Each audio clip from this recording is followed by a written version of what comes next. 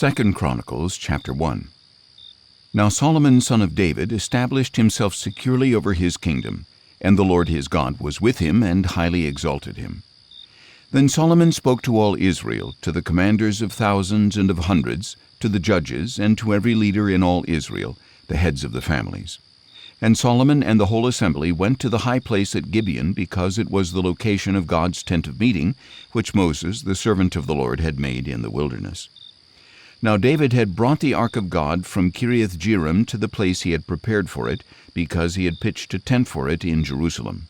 But the bronze altar made by Bezalel son of Uri, the son of Hur, was in Gibeon before the tabernacle of the Lord. So Solomon and the assembly inquired of him there. Solomon offered sacrifices there before the Lord on the bronze altar in the tent of meeting, where he offered 1,000 burnt offerings. That night God appeared to Solomon and said, "Ask, and I will give it to you." Solomon replied to God, "You have shown much loving devotion to my father David, and you have made me king in his place. Now, O Lord God, let your promise to my father David be fulfilled, for you have made me king over a people as numerous as the dust of the earth. Now grant me wisdom and knowledge so that I may lead this people, for who is able to govern this great people of yours?" God said to Solomon, "Since this was in your heart, instead of requesting riches or wealth or glory for yourself or death for your enemies, and since you have not even requested long life but have asked for wisdom and knowledge to govern my people over whom I have made you king, therefore wisdom and knowledge have been granted to you, and I will also give you riches and wealth and honor unlike anything given to the kings before you or after you."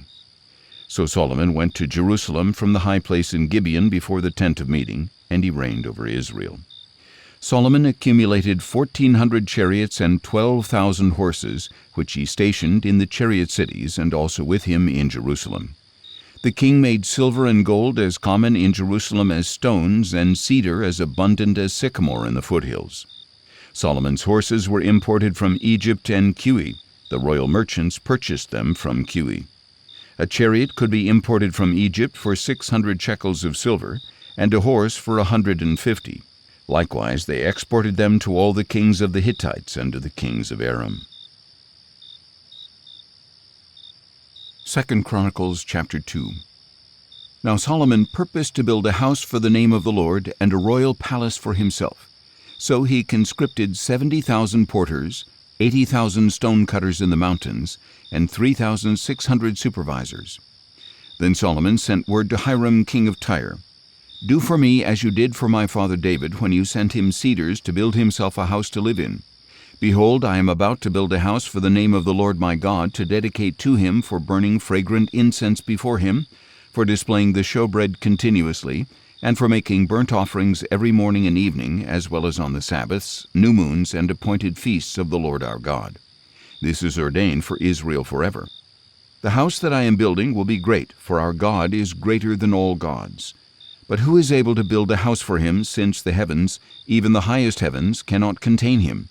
Who then am I, that I should build a house for him, except as a place to burn sacrifices before him? Send me, therefore, a craftsman skilled in engraving to work with gold and silver, with bronze and iron, and with purple, crimson, and blue yarn. He will work with my craftsmen in Judah and Jerusalem, whom my father David provided. Send me also cedar, cypress, and algum logs from Lebanon, for I know that your servants have skill to cut timber there. And indeed my servants will work with yours to prepare for me timber in abundance, because the temple I am building will be great and wonderful. I will pay your servants, the woodcutters, 20,000 cores of ground wheat, 20,000 cores of barley, 20,000 baths of wine, and 20,000 baths of olive oil." Then Hiram king of Tyre wrote a letter in reply to Solomon. "Because the Lord loves his people, he has set you over them as king." And Hiram added, "Blessed be the Lord, the God of Israel, who made the heavens and the earth. He has given King David a wise son with insight and understanding, who will build a temple for the Lord and a royal palace for himself. So now I am sending you Huram-Abi, a skillful man endowed with creativity. He is the son of a woman from the daughters of Dan, and his father is a man of Tyre. He is skilled in work with gold and silver, bronze and iron, stone and wood, purple, blue, and crimson yarn, and fine linen. He is experienced in every kind of engraving and can execute any design that is given him. He will work with your craftsmen and with those of my lord your father David. Now let my lord send to his servants the wheat, barley, olive oil, and wine he promised. We will cut logs from Lebanon, as many as you need, and we will float them to you as rafts by sea down to Joppa. Then you can take them up to Jerusalem." Solomon numbered all the foreign men in the land of Israel, following the census his father David had conducted, and there were found to be 153,600 in all. Solomon made 70,000 of them porters, 80,000 stone cutters in the mountains, and 3,600 supervisors. 2 Chronicles chapter 3. Then Solomon began to build the house of the Lord in Jerusalem on Mount Moriah, where the Lord had appeared to his father David. This was the place that David had prepared on the threshing floor of Ornan the Jebusite. Solomon began construction on the 2nd day of the 2nd month in the 4th year of his reign. The foundation that Solomon laid for the house of God was 60 cubits long and 20 cubits wide, according to the old standard. The portico at the front, extending across the width of the temple, was 20 cubits long and 20 cubits high. He overlaid the inside with pure gold. He paneled the main room with cypress, which he overlaid with fine gold and decorated with palm trees and chains. He adorned the temple with precious stones for beauty, and its gold was from Parvaim. He overlaid its beams, thresholds, walls, and doors with gold, and he carved cherubim on the walls. Then he made the most holy place. Its length corresponded to the width of the temple, 20 cubits long and 20 cubits wide. And he overlaid the inside with 600 talents of fine gold. The weight of the nails was 50 shekels of gold. He also overlaid the upper area with gold. In the most holy place he made 2 cherubim of sculptured work, and he overlaid them with gold. The total wingspan of the cherubim was 20 cubits. One wing of the first cherub was 5 cubits long and touched the wall of the temple, and its other wing was 5 cubits long and touched the wing of the other cherub. The wing of the second cherub also measured 5 cubits and touched the wall of the temple, while its other wing measured 5 cubits and touched the wing of the first cherub. So the total wingspan of these cherubim was 20 cubits. They stood on their feet, facing the main room. He made the veil of blue, purple, and crimson yarn and fine linen with cherubim woven into it. In front of the temple he made 2 pillars, which together were 35 cubits high, each with a capital on top measuring 5 cubits. He made interwoven chains and put them on top of the pillars. He made 100 pomegranates and fastened them into the chainwork. Then he set up the pillars in front of the temple, one on the south and one on the north. The pillar on the south he named Jachin, and the pillar on the north he named Boaz. 2 Chronicles chapter 4. He made a bronze altar 20 cubits long, 20 cubits wide, and 10 cubits high. He also made the sea of cast metal. It was circular in shape, measuring 10 cubits from rim to rim, 5 cubits in height, and 30 cubits in circumference. Below the rim, figures of oxen encircled it, 10 per cubit all the way around the sea, cast in 2 rows as a part of the sea. The sea stood on 12 oxen, 3 facing north, 3 facing west, 3 facing south, and 3 facing east. The sea rested on them with all their hindquarters toward the center. It was a handbreadth thick, and its rim was fashioned like the brim of a cup, like a lily blossom. It could hold 3,000 baths.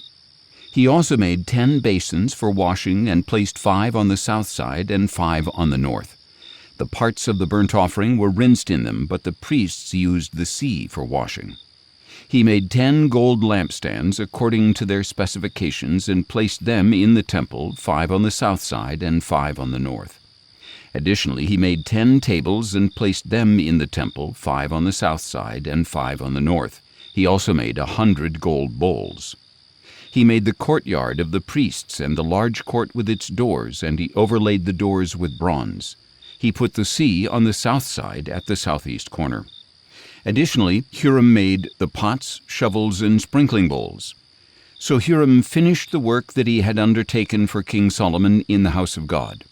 The 2 pillars, the 2 bowl-shaped capitals atop the pillars, the 2 sets of network covering both bowls of the capitals atop the pillars, the 400 pomegranates for the 2 sets of network, 2 rows of pomegranates for each network covering both the bowl-shaped capitals atop the pillars, the stands, the basins on the stands, the sea, the 12 oxen underneath the sea, and the pots, shovels, meat forks, and all the other articles.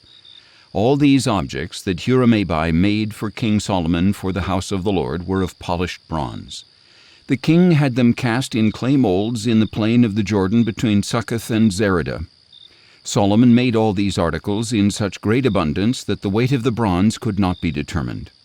Solomon also made all the furnishings for the house of God: the golden altar, the tables on which was placed the bread of the presence, the lampstands of pure gold and their lamps to burn in front of the inner sanctuary as prescribed, the flowers, lamps, and tongs of gold, of purest gold, the wick trimmers, sprinkling bowls, ladles, and censers of purest gold, and the gold doors of the temple, the inner doors to the most holy place, as well as the doors of the main hall.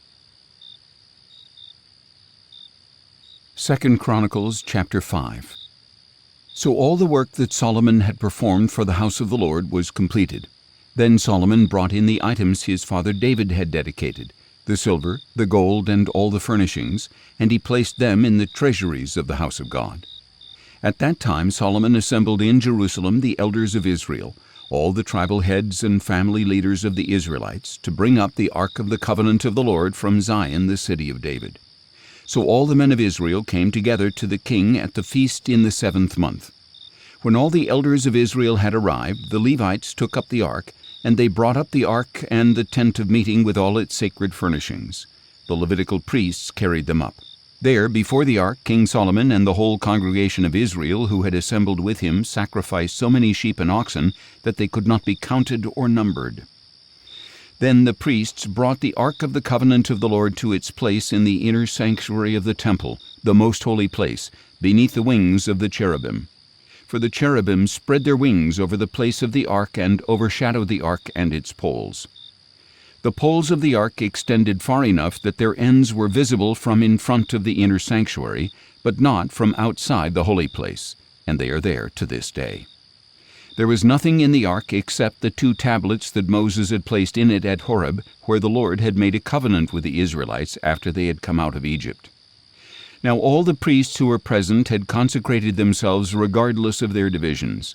And when the priests came out of the holy place, all the Levitical singers, Asaph, Heman, Jeduthun, and their sons and relatives, stood on the east side of the altar, dressed in fine linen and playing cymbals, harps, and lyres, accompanied by 120 priests sounding trumpets. The trumpeters and singers joined together to praise and thank the Lord with one voice. They lifted up their voices, accompanied by trumpets, cymbals, and musical instruments, in praise to the Lord. For he is good, his loving devotion endures forever. And the temple, the house of the Lord, was filled with a cloud, so that the priests could not stand there to minister because of the cloud, for the glory of the Lord filled the house of God. 2 Chronicles chapter 6. Then Solomon declared, "The Lord has said that he would dwell in the thick cloud, and I have built you an exalted house, a place for you to dwell forever."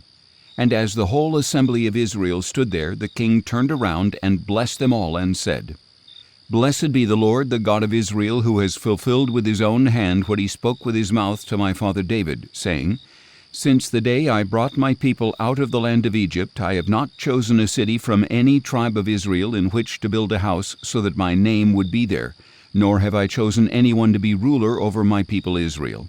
But now I have chosen Jerusalem for my name to be there, and I have chosen David to be over my people Israel. Now it was in the heart of my father David to build a house for the name of the Lord, the God of Israel. But the Lord said to my father David, Since it was in your heart to build a house for my name, you have done well to have this in your heart. Nevertheless, you are not the one to build it, but your son, your own offspring, will build the house for my name. Now the Lord has fulfilled the word that he spoke. I have succeeded my father David, and I sit on the throne of Israel, as the Lord promised. I have built the house for the name of the Lord, the God of Israel. And there I have provided a place for the ark which contains the covenant of the Lord that he made with the children of Israel. Then Solomon stood before the altar of the Lord in front of the whole assembly of Israel and spread out his hands. Now Solomon had made a bronze platform 5 cubits long, 5 cubits wide and 3 cubits high, and had placed it in the middle of the courtyard. He stood on it, knelt down before the whole assembly of Israel, spread out his hands toward heaven, and said, O Lord, God of Israel, there is no God like you in heaven or on earth, keeping your covenant of loving devotion with your servants who walk before you with all their hearts.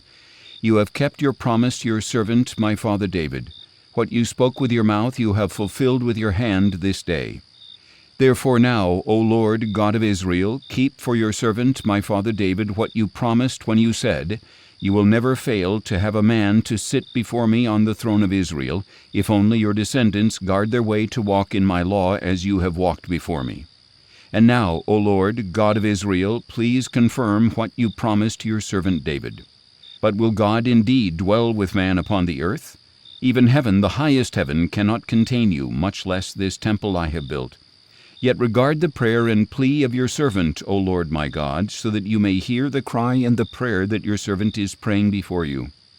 May your eyes be open toward this temple day and night, toward the place where you said you would put your name, so that you may hear the prayer that your servant prays toward this place. Hear the plea of your servant and of your people Israel when they pray toward this place.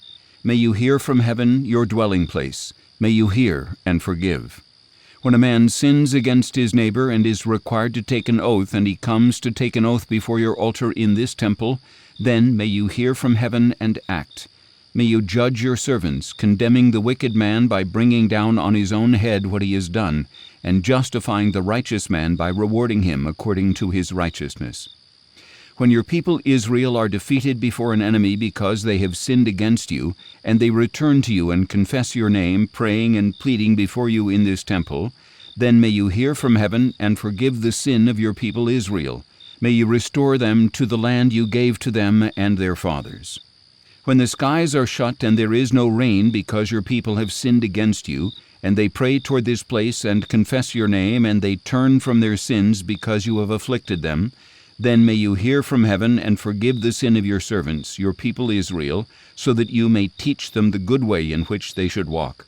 May you send rain on the land that you gave your people as an inheritance.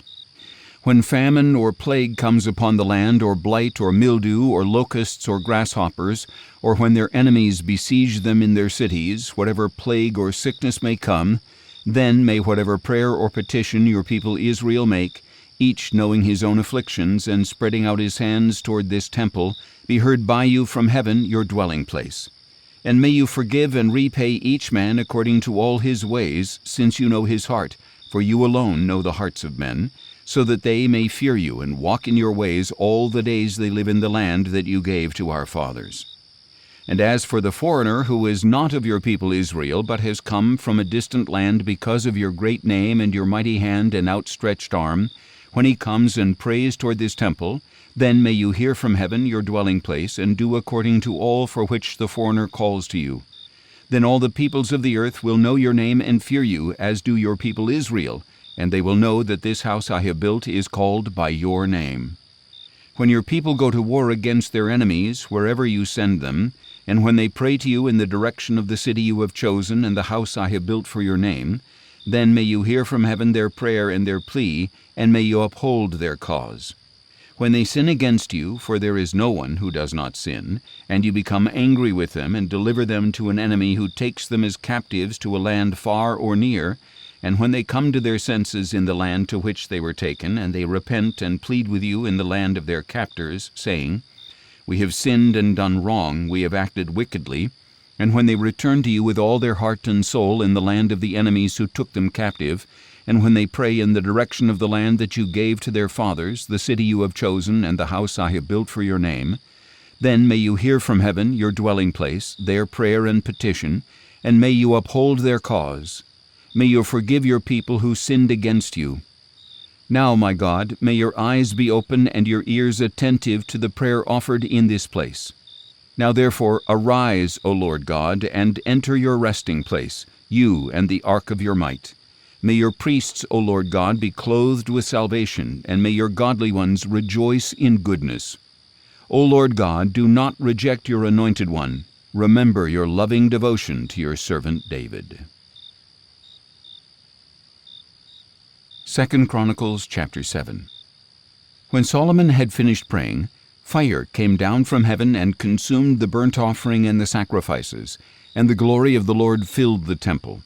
The priests were unable to enter the house of the Lord because the glory of the Lord had filled it. When all the Israelites saw the fire coming down and the glory of the Lord above the temple, they bowed down on the pavement with their faces to the ground, and they worshipped and gave thanks to the Lord. For he is good, his loving devotion endures forever.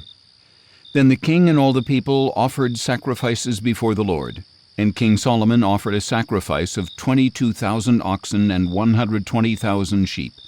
So the king and all the people dedicated the house of God. The priests stood at their posts, as did the Levites, with the musical instruments of the Lord, which King David had made for giving thanks to the Lord, and with which David had offered praise, saying, "For his loving devotion endures forever." Across from the Levites the priests sounded trumpets, and all the Israelites were standing. Then Solomon consecrated the middle of the courtyard in front of the house of the Lord, and there he offered the burnt offerings and the fat of the peace offerings, since the bronze altar he had made could not contain all these offerings. So at that time Solomon and all Israel with him, a very great assembly of people from Lebo-Hamath to the brook of Egypt, kept the feast for 7 days. On the 8th day they held a solemn assembly, for the dedication of the altar had lasted 7 days, and the feast 7 days more. On the 23rd day of the 7th month, Solomon sent the people away to their homes, joyful and glad of heart for the good things that the Lord had done for David, for Solomon, and for his people Israel. When Solomon had finished the house of the Lord in the royal palace, successfully carrying out all that was in his heart to do for the house of the Lord and for his own palace, the Lord appeared to him at night and said to him, "I have heard your prayer and have chosen this place for myself as a house of sacrifice. If I close the sky so there is no rain, or if I command the locust to devour the land, or if I send a plague among my people, and if my people who are called by my name humble themselves and pray and seek my face and turn from their wicked ways, then I will hear from heaven, forgive their sin, and heal their land. Now my eyes will be open and my ears attentive to the prayers offered in this place, for I have now chosen and consecrated this temple so that my name may be there forever. My eyes and my heart will be there for all time. And as for you, if you walk before me as your father David walked, doing all I have commanded you, and if you keep my statutes and ordinances, then I will establish your royal throne as I covenanted with your father David when I said, 'You will never fail to have a man to rule over Israel.'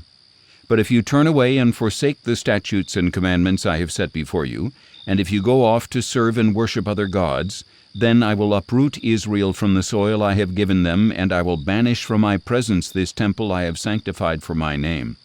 I will make it an object of scorn and ridicule among all the peoples. And when this temple has become a heap of rubble, all who pass by it will be appalled and say, 'Why has the Lord done such a thing to this land and to this temple?' And others will answer, 'Because they have forsaken the Lord, the God of their fathers, who brought them out of the land of Egypt, and have embraced other gods, worshipping and serving them. Because of this he has brought all this disaster upon them.'" 2 Chronicles chapter 8.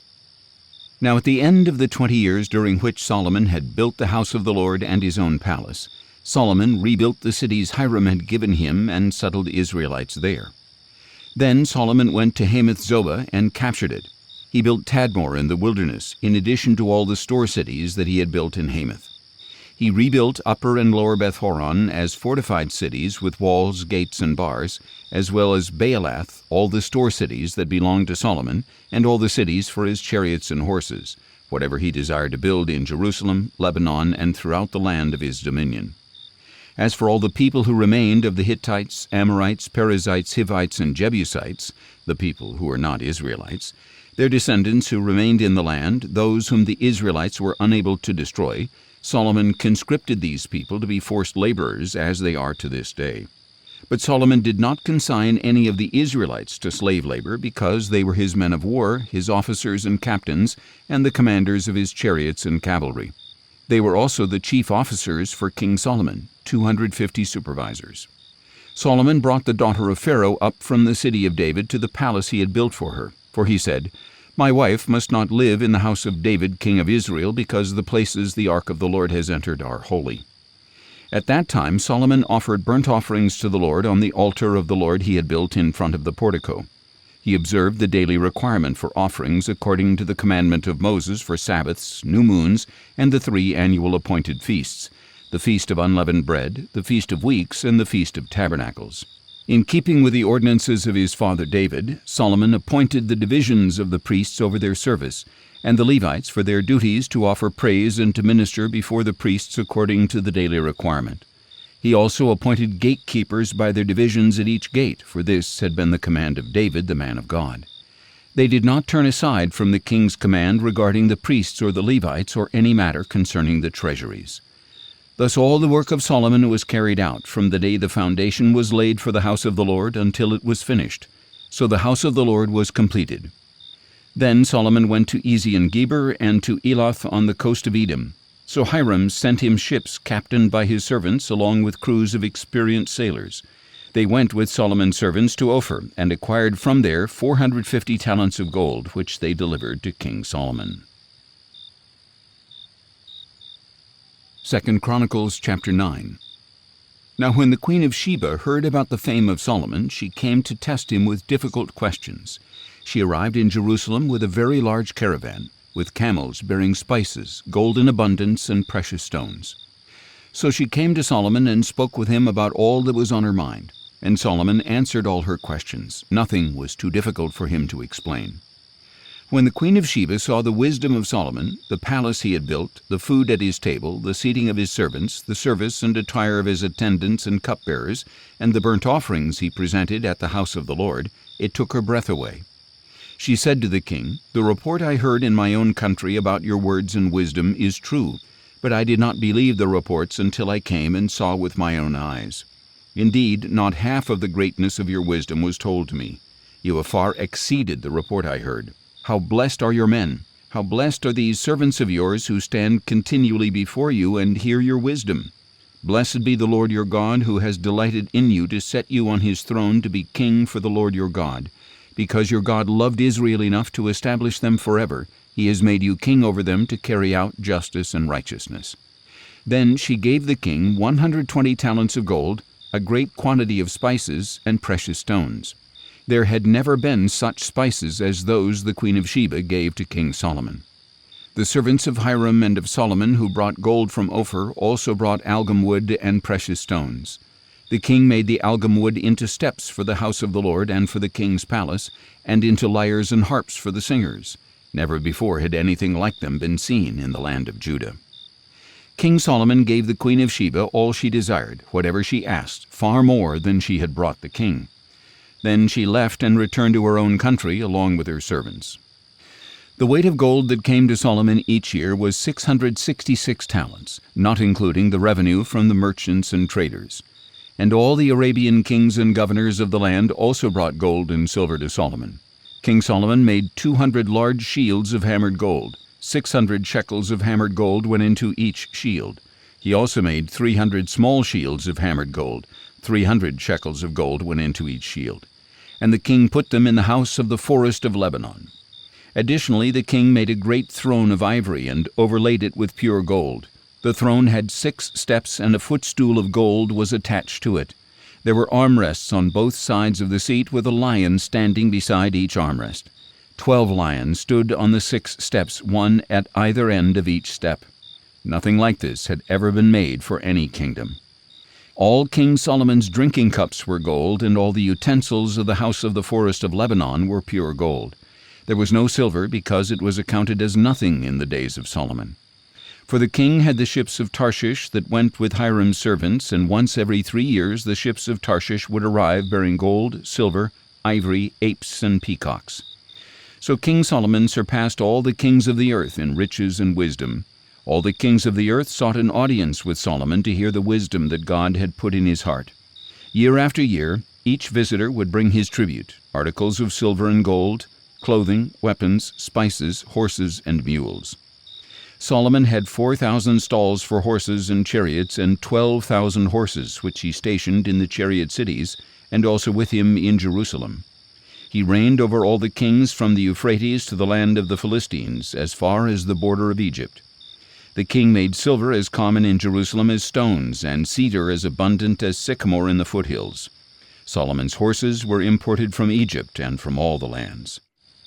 As for the rest of the acts of Solomon from beginning to end, are they not written in the records of Nathan the prophet, in the prophecy of Ahijah the Shilonite, and in the visions of Iddo the seer concerning Jeroboam son of Nebat? Solomon reigned in Jerusalem over all Israel 40 years. And Solomon rested with his fathers and was buried in the city of his father David. And his son Rehoboam reigned in his place. 2 Chronicles chapter 10. Then Rehoboam went to Shechem, for all Israel had gone there to make him king. When Jeroboam son of Nebat heard about this, he returned from Egypt, where he had fled from King Solomon. So they sent for Jeroboam, and he and all Israel came to Rehoboam and said, "Your father put a heavy yoke on us, but now you should lighten the burden of your father's service and the heavy yoke he put on us, and we will serve you." Rehoboam answered, "Come back to me in 3 days." So the people departed. Then King Rehoboam consulted with the elders who had served his father Solomon during his lifetime. "How do you advise me to respond to these people?" he asked. They replied, "If you will be kind to these people and please them by speaking kind words to them, they will be your servants forever." But Rehoboam rejected the advice of the elders. Instead, he consulted the young men who had grown up with him and served him. He asked them, "What message do you advise that we send back to these people who have spoken to me, saying, 'Lighten the yoke your father put on us'?" The young men who had grown up with him replied, "This is how you should answer these people who said to you, 'Your father made our yoke heavy, but you should make it lighter.' This is what you should tell them. 'My little finger is thicker than my father's waist. Whereas my father burdened you with a heavy yoke, I will add to your yoke. Whereas my father scourged you with whips, I will scourge you with scorpions." After 3 days, Jeroboam and all the people returned to Rehoboam, since the king had said, "Come back to me on the 3rd day." And the king answered them harshly. King Rehoboam rejected the advice of the elders and spoke to them as the young men had advised, saying, "Whereas my father made your yoke heavy, I will add to your yoke. Whereas my father scourged you with whips, I will scourge you with scorpions." So the king did not listen to the people, and indeed this turn of events was from God, in order that the Lord might fulfill the word that he had spoken through Ahijah the Shilonite to Jeroboam son of Nebat. When all Israel saw that the king had refused to listen to them, they answered the king, "What portion do we have in David, and what inheritance in the son of Jesse? To your tents, O Israel! Look now to your own house, O David!" So all the Israelites went home, but Rehoboam still reigned over the Israelites living in the cities of Judah. Then King Rehoboam sent out Hadoram, who was in charge of the forced labor, but the Israelites stoned him to death. And King Rehoboam mounted his chariot in haste and escaped to Jerusalem. So to this day Israel has been in rebellion against the house of David. 2 Chronicles chapter 11. When Rehoboam arrived in Jerusalem, he mobilized the house of Judah and Benjamin, 180,000 chosen warriors, to fight against Israel and restore the kingdom to Rehoboam. But the word of the Lord came to Shemaiah the man of God. "Tell Rehoboam son of Solomon king of Judah and all the Israelites in Judah and Benjamin that this is what the Lord says. You are not to go up and fight against your brothers. Each of you must return home, for this word is from me." So they listened to the words of the Lord and turned back from going against Jeroboam. Rehoboam continued to live in Jerusalem, and he built up cities for defense in Judah.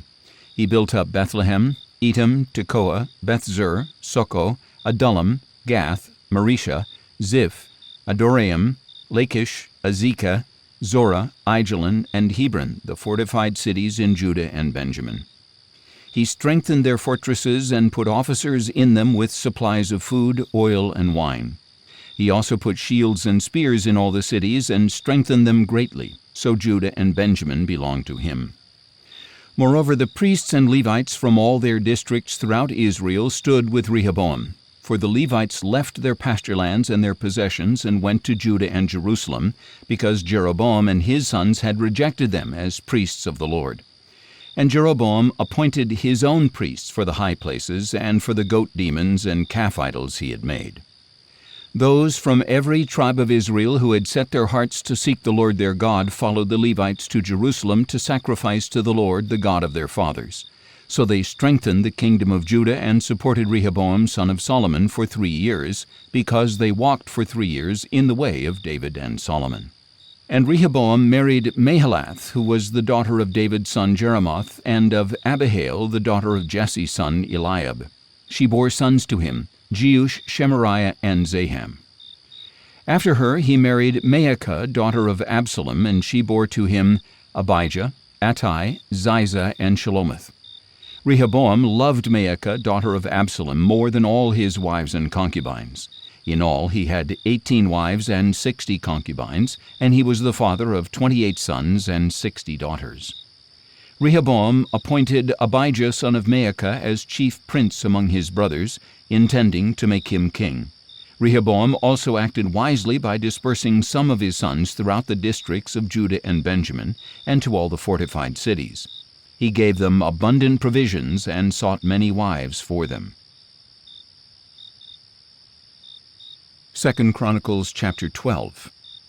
After Rehoboam had established his sovereignty and royal power, he and all Israel with him forsook the law of the Lord.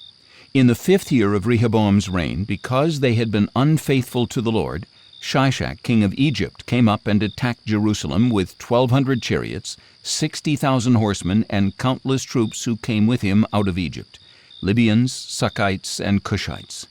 He captured the fortified cities of Judah and came as far as Jerusalem.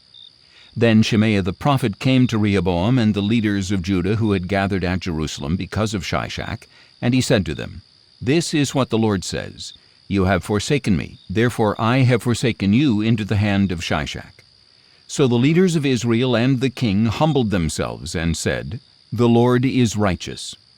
When the Lord saw that they had humbled themselves, the word of the Lord came to Shemaiah, saying, "They have humbled themselves. I will not destroy them, but will soon grant them deliverance. My wrath will not be poured out on Jerusalem through Shishak. Nevertheless, they will become his servants, so that they may learn the difference between serving me and serving the kings of other lands." So King Shishak of Egypt attacked Jerusalem and seized the treasures of the house of the Lord and of the royal palace. He took everything, including the gold shields that Solomon had made. Then King Rehoboam made bronze shields in their place and committed them to the care of the captains of the guard on duty at the entrance to the royal palace. And whenever the king entered the house of the Lord, the guards would go with him bearing the shields, and later they would return them to the guardroom. Because Rehoboam humbled himself, the anger of the Lord turned away from him, and he did not destroy him completely. Indeed, conditions were good in Judah. Thus King Rehoboam established himself in Jerusalem. He was 41 years old when he became king, and he reigned 17 years in Jerusalem, the city the Lord had chosen from all the tribes of Israel in which to put his name. His mother's name was Naamah the Ammonite. And Rehoboam did evil because he did not set his heart to seek the Lord. Now the acts of Rehoboam, from first to last, are they not written in the records of Shemaiah the prophet and of Iddo the seer concerning the genealogies? There was war between Rehoboam and Jeroboam throughout their days. And Rehoboam rested with his fathers and was buried in the city of David. And his son Abijah reigned in his place. 2 Chronicles chapter 13. In the 18th year of Jeroboam's reign, Abijah became king of Judah, and he reigned in Jerusalem 3 years. His mother's name was Micaiah, daughter of Uriel. She was from Gibeah. And there was war between Abijah and Jeroboam. Abijah went into battle with an army of 400,000 chosen men, while Jeroboam drew up in formation against him with 800,000 chosen and mighty men of valor. Then Abijah stood on Mount Zemaraim in the hill country of Ephraim and said, "Hear me, O Jeroboam, and all Israel.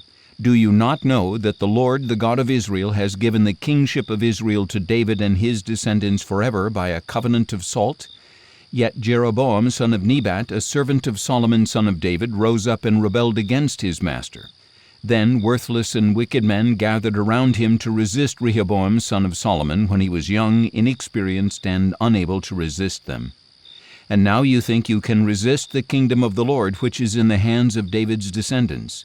You are indeed a vast army, and you have with you the golden calves that Jeroboam made for you as gods. But did you not drive out the priests of the Lord, the sons of Aaron, and the Levites? And did you not make priests for yourselves, as do the peoples of other lands? Now whoever comes to consecrate himself with a young bull and 7 rams can become a priest of things that are not God's. But as for us, the Lord is our God. We have not forsaken him.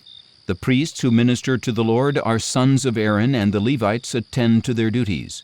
Every morning and every evening they present burnt offerings and fragrant incense to the Lord. They set out the rows of showbread on the ceremonially clean table, and every evening they light the lamps of the gold lampstand. We are carrying out the requirements of the Lord our God, while you have forsaken him. Now behold, God himself is with us as our head, and his priests with their trumpets sound the battle call against you. O children of Israel, do not fight against the Lord, the God of your fathers, for you will not succeed. Now Jeroboam had sent troops around to ambush from the rear, so that while he was in front of Judah, the ambush was behind them. When Judah turned and discovered that the battle was both before and behind them, they cried out to the Lord. Then the priests blew the trumpets, and the men of Judah raised the battle cry. And when they raised the cry, God routed Jeroboam and all Israel before Abijah and Judah. So the Israelites fled before Judah, and God delivered them into their hands.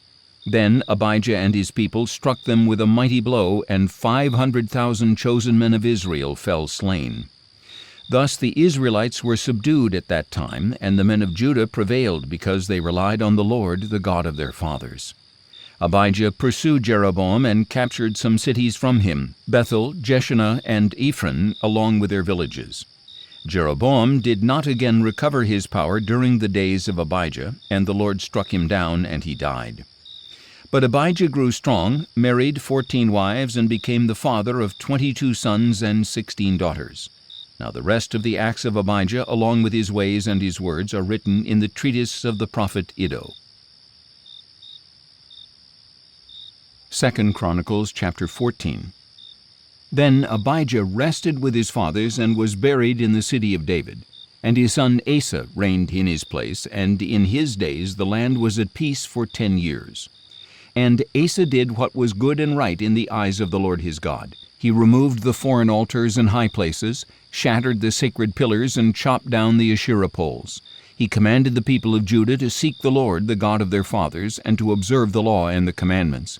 He also removed the high places and incense altars from all the cities of Judah, and under him the kingdom was at peace. Because the land was at peace, Asa built fortified cities in Judah. In those days no one made war with him, because the Lord had given him rest. So he said to the people of Judah, "Let us build these cities and surround them with walls and towers, with doors and bars. The land is still ours, because we have sought the Lord our God. We have sought him, and he has given us rest on every side." So they built and prospered. Asa had an army of 300,000 men from Judah, bearing large shields and spears, and 280,000 men from Benjamin, bearing small shields and drawing the bow. All these were mighty men of valor. Then Zerah the Cushite came against them with an army of 1,000,000 men and 300 chariots, and they advanced as far as Maresha. So Asa marched out against him and lined up in battle formation in the valley of Zephathah near Maresha. Then Asa cried out to the Lord his God, "O Lord, there is no one besides you to help the powerless against the mighty. Help us, O Lord our God, for we rely on you, and in your name we have come against this multitude. O Lord, you are our God. Do not let a mere mortal prevail against you." So the Lord struck down the Cushites before Asa and Judah, and the Cushites fled. Then Asa and his army pursued them as far as Gerar. The Cushites fell and could not recover, for they were crushed before the Lord and his army. So the people of Judah carried off a great amount of plunder and attacked all the cities around Gerar, because the terror of the Lord had fallen upon them. They plundered all the cities, since there was much plunder there. They also attacked the tents of the herdsmen and carried off many sheep and camels. Then they returned to Jerusalem.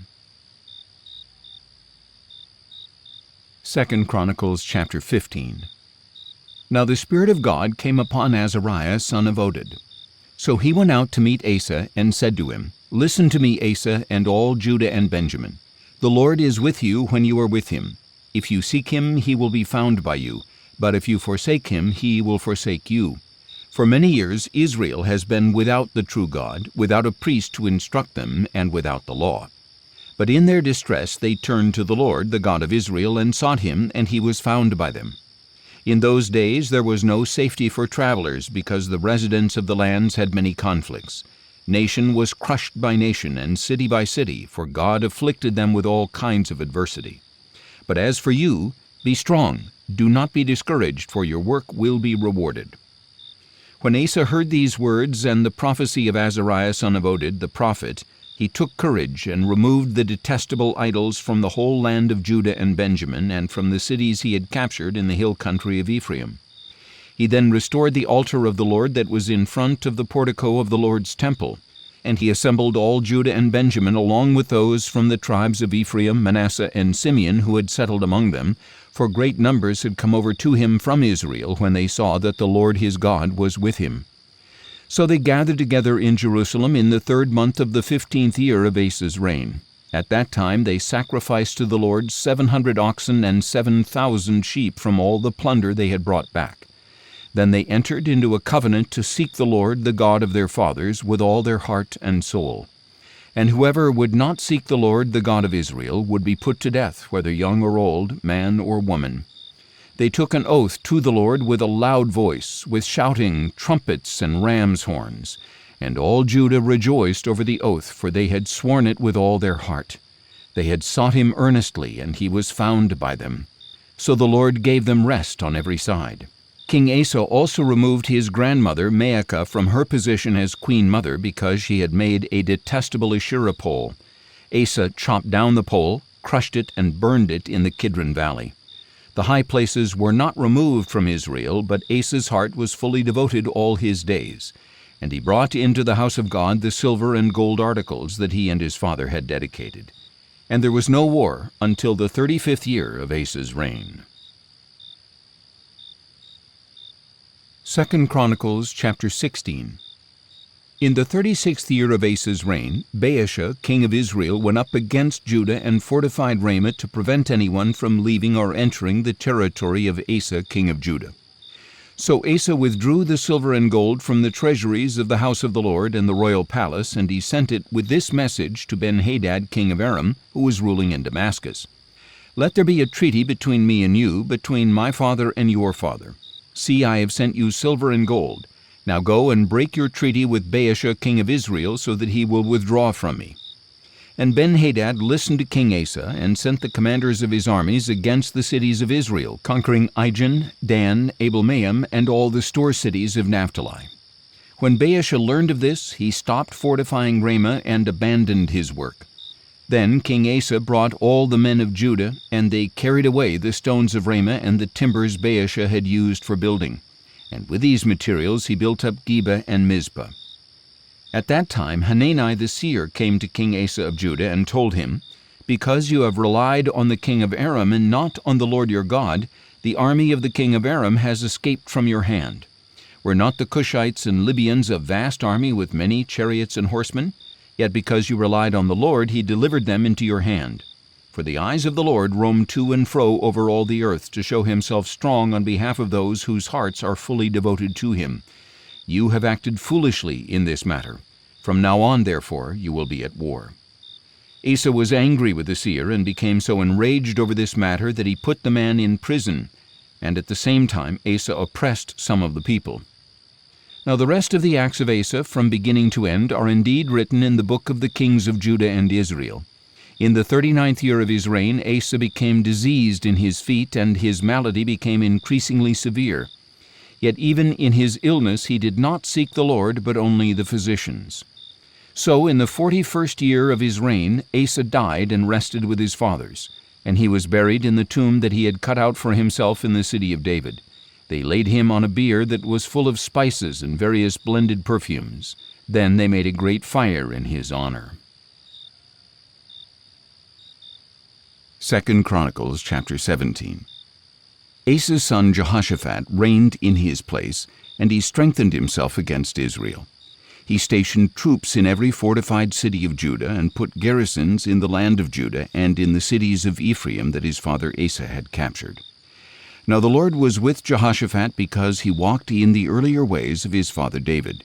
He did not seek out the Baals, but he sought the God of his father and walked by his commandments rather than the practices of Israel. So the Lord established the kingdom in his hand, and all Judah brought him tribute, so that he had an abundance of riches and honor. And his heart took delight in the ways of the Lord. Furthermore, he removed the high places and Asherah poles from Judah. In the 3rd year of his reign, Jehoshaphat sent his officials Ben-Hail, Obadiah, Zechariah, Nathanael, and Micaiah to teach in the cities of Judah, accompanied by certain Levites, Shemaiah, Nethaniah, Zebediah, Asahel, Shemiramoth, Jehonathan, Adonijah, Tobijah, and Tob-Adonijah, along with the priests Elishama and Jehoram. They taught throughout Judah, taking with them the book of the law of the Lord. They went throughout the towns of Judah and taught the people. And the dread of the Lord fell upon all the kingdoms of the lands that surrounded Judah, so that they did not make war against Jehoshaphat. Some Philistines also brought gifts and silver as tribute to Jehoshaphat, and the Arabs brought him 7,700 rams and 7,700 goats from their flocks. Jehoshaphat grew stronger and stronger, and he built fortresses and store cities in Judah, and kept vast supplies in the cities of Judah. He also had warriors in Jerusalem who were mighty men of valor. These are their numbers according to the houses of their fathers. From Judah the commanders of thousands, Adnah the commander, and with him 300,000 mighty men of valor. Next to him Jehohanan the commander, and with him 280,000. And next to him Amasiah, son of Zichri, the volunteer for the Lord, and with him 200,000 mighty men of valor. From Benjamin, Eliada, a mighty man of valor, and with him 200,000 armed with bows and shields. And next to him Jehozabad, and with him 180,000 armed for battle. These were the men who served the king, besides those he stationed in the fortified cities throughout Judah. 2 Chronicles chapter 18. Now Jehoshaphat had riches and honor in abundance, and he allied himself with Ahab by marriage. And some years later he went down to visit Ahab in Samaria, where Ahab sacrificed many sheep and cattle for him and the people with him, and urged him to march up to Ramoth-Gilead. Ahab, king of Israel, asked Jehoshaphat, king of Judah, "Will you go with me against Ramoth-Gilead?" And Jehoshaphat replied, "I am like you, and my people are your people. We will join you in the war." But Jehoshaphat also said to the king of Israel, "Please inquire first for the word of the Lord." So the king of Israel assembled the prophets, 400 men, and asked them, "Should we go to war against Ramoth-Gilead, or should we refrain?" "Go up," they replied, "and God will deliver it into the hand of the king." But Jehoshaphat asked, "Is there not still a prophet of the Lord here of whom we can inquire?" The king of Israel answered, "There is still one man who can ask the Lord, but I hate him because he never prophesies anything good for me, but only bad. He is Micaiah, son of Imlah." "The king should not say that," Jehoshaphat replied.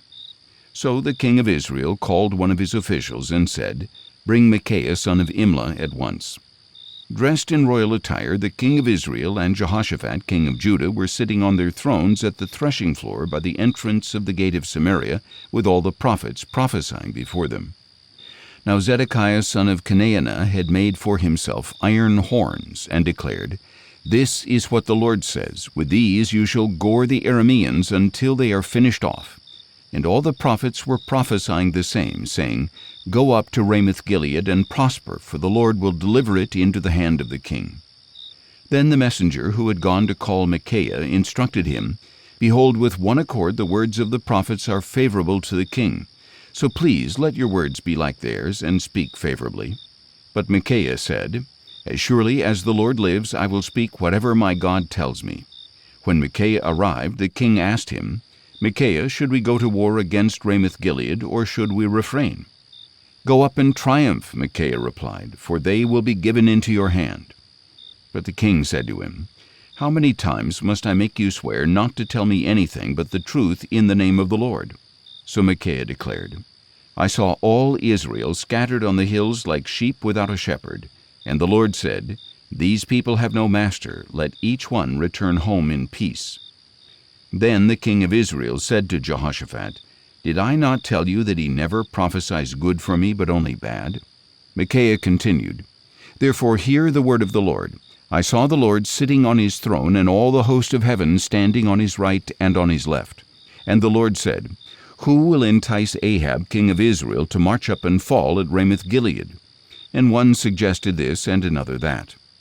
Then a spirit came forward, stood before the Lord, and said, "I will entice him." "By what means?" asked the Lord. And he replied, "I will go out and be a lying spirit in the mouths of all his prophets." "You will surely entice him and prevail," said the Lord. "Go and do it." So you see, the Lord has put a lying spirit in the mouths of these prophets of yours, and the Lord has pronounced disaster against you. Then Zedekiah son of Chenaanah went up, struck Micaiah in the face, and demanded, "Which way did the Spirit of the Lord go when he departed from me to speak with you?" Micaiah replied, "You will soon see, on that day when you go and hide in an inner room." And the king of Israel declared, "Take Micaiah, and return him to Ammon the governor of the city, and to Joash the king's son, and tell them that this is what the king says, Put this man in prison, and feed him only bread and water until I return safely." But Micaiah replied, "If you ever return safely, the Lord has not spoken through me." Then he added, "Take heed, all you people." So the king of Israel and Jehoshaphat king of Judah went up to Ramoth-Gilead. And the king of Israel said to Jehoshaphat, "I will disguise myself and go into battle, but you wear your royal robes." So the king of Israel disguised himself and went into battle. Now the king of Aram had ordered his chariot commanders, "Do not fight with anyone small or great except the king of Israel." When the chariot commanders saw Jehoshaphat, they said, "This is the king of Israel." So they turned to fight against him, but Jehoshaphat cried out, and the Lord helped him. God drew them away from him. And when the chariot commanders saw that he was not the king of Israel, they turned back from pursuing him. However, a certain man drew his bow without taking special aim, and he struck the king of Israel between the joints of his armor. So the king said to his charioteer, "Turn around and take me out of the battle, for I am badly wounded." The battle raged throughout that day, and the king of Israel propped himself up in his chariot facing the Arameans until evening. And at sunset he died. 2 Chronicles chapter 19. When Jehoshaphat king of Judah had returned safely to his home in Jerusalem, Jehu son of Hanani the seer went out to confront him and said to King Jehoshaphat, "Should you help the wicked and love those who hate the Lord? Because of this the wrath of the Lord is upon you. However, some good is found in you, for you have removed the Asherah poles from the land and have set your heart on seeking God." Jehoshaphat lived in Jerusalem, and once again he went out among the people from Beersheba to the hill country of Ephraim, and turned them back to the Lord, the God of their fathers. He appointed judges in the land, in each of the fortified cities of Judah.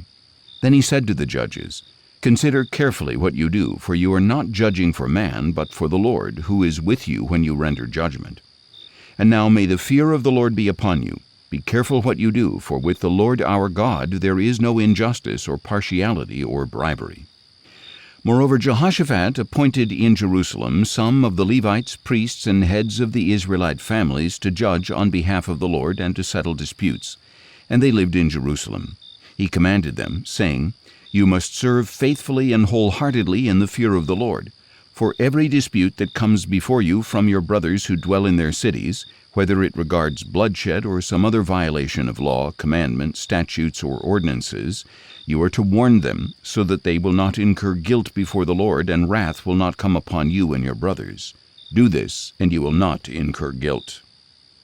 Note that Amariah the chief priest will be over you in all that pertains to the Lord, and Zebediah son of Ishmael, the ruler of the house of Judah, in all that pertains to the king. And the Levites will serve as officers before you. Act resolutely. May the Lord be with the upright." 2 Chronicles chapter 20. After this, the Moabites and Ammonites, together with some of the Meunites, came to make war against Jehoshaphat. Then some men came and told Jehoshaphat, "A vast army is coming against you from Edom, from beyond the sea. They are already in Hazazon Tamar," that is, En-Gedi. Jehoshaphat was alarmed and set his face to seek the Lord, and he proclaimed a fast throughout Judah. So the people of Judah gathered to seek the Lord, and indeed they came from all the cities of Judah to seek him. Then Jehoshaphat stood in the assembly of Judah and Jerusalem in the house of the Lord in front of the new courtyard, and said, O Lord, God of our fathers, are you not the God who is in heaven, and do you not rule over all the kingdoms of the nations? Power and might are in your hand, and no one can stand against you. Our God, did you not drive out the inhabitants of this land before your people Israel, and give it forever to the descendants of Abraham your friend? They have lived in the land, and have built in it a sanctuary for your name, saying, If disaster comes upon us, whether sword or judgment, plague or famine, we will stand before this temple and before you, for your name is in this temple. We will cry out to you in our distress, and you will hear us and save us. And now here are the men of Ammon, Moab, and Mount Seir, whom you did not let Israel invade when they came out of the land of Egypt. But Israel turned away from them and did not destroy them. See how they are repaying us by coming to drive us out of the possession that you gave us as an inheritance. Our God, will you not judge them? For we are powerless before this vast army that comes against us. We do not know what to do, but our eyes are upon you. Meanwhile, all the men of Judah, with their wives and children and little ones, were standing before the Lord. Then the Spirit of the Lord came upon Jehaziel, son of Zechariah, the son of Benaiah, the son of Jeiel, the son of Mattaniah, a Levite from Asaph's descendants, as he stood in the midst of the assembly. And he said, Listen, all you people of Judah and Jerusalem. Listen, King Jehoshaphat. This is what the Lord says. Do not be afraid or discouraged because of this vast army, for the battle does not belong to you, but to God. Tomorrow you are to march down against them. You will see them coming up the ascent of Ziz, and you will find them at the end of the valley facing the wilderness of Jeruel. You will not need to fight this battle. Take up your positions, stand firm, and see the salvation of the Lord on your behalf, O Judah and Jerusalem. Do not be afraid or discouraged. Go out and face them tomorrow, for the Lord is with you. Then Jehoshaphat bowed face down, and all the people of Judah and Jerusalem fell down before the Lord to worship him. And the Levites from the Kohathites and Korathites stood up to praise the Lord, the God of Israel, shouting in a very loud voice. Early in the morning they got up and left for the wilderness of Tekoa. As they set out, Jehoshaphat stood up and said, Hear me, O people of Judah and Jerusalem. Believe in the Lord your God, and you will be upheld. Believe in his prophets, and you will succeed. Then Jehoshaphat consulted with the people and appointed those who would sing to the Lord and praise the splendor of his holiness. As they went out before the army, they were singing, Give thanks to the Lord, for his loving devotion endures forever. The moment they began their shouts and praises, the Lord set ambushes against the men of Ammon, Moab, and Mount Seir who had come against Judah, and they were defeated. The Ammonites and Moabites rose up against the inhabitants of Mount Seir, devoting them to destruction. And when they had made an end to the inhabitants of Seir, they helped to destroy one another. When the men of Judah came to a place overlooking the wilderness, they looked for the vast army, but there were only corpses lying on the ground. No one had escaped. Then Jehoshaphat and his people went to carry off the plunder, and they found on the bodies an abundance of goods and valuables, more than they could carry away. They were gathering the plunder for 3 days because there was so much. On the 4th day they assembled in the valley of Berakah, where they blessed the Lord. Therefore that place is called the Valley of Berakah to this day. Then all the men of Judah and Jerusalem, with Jehoshaphat at their head, returned joyfully to Jerusalem, for the Lord had made them rejoice over their enemies. So they entered Jerusalem and went into the house of the Lord with harps, lyres, and trumpets. And the fear of God came upon all the kingdoms of the lands when they heard that the Lord had fought against the enemies of Israel. Then Jehoshaphat's kingdom was at peace, for his God had given him rest on every side. So Jehoshaphat reigned over Judah. He was 35 years old when he became king, and he reigned in Jerusalem 25 years. His mother's name was Azubah, daughter of Shilhi. And Jehoshaphat walked in the way of his father Asa, and did not turn away from it. He did what was right in the eyes of the Lord. The high places, however, were not removed. The people had not yet set their hearts on the God of their fathers. As for the rest of the acts of Jehoshaphat, from beginning to end, they are indeed written in the Chronicles of Jehu son of Hanani, which are recorded in the book of the kings of Israel. Later, Jehoshaphat king of Judah made an alliance with Ahaziah king of Israel, who acted wickedly. They agreed to make ships to go to Tarshish, and these were built in Ezion-Geber. Then Eliezer, son of Dodavehu of Maresha, prophesied against Jehoshaphat, saying, "Because you have allied yourself with Ahaziah, the Lord has destroyed your works." So the ships were wrecked and were unable to sail to Tarshish.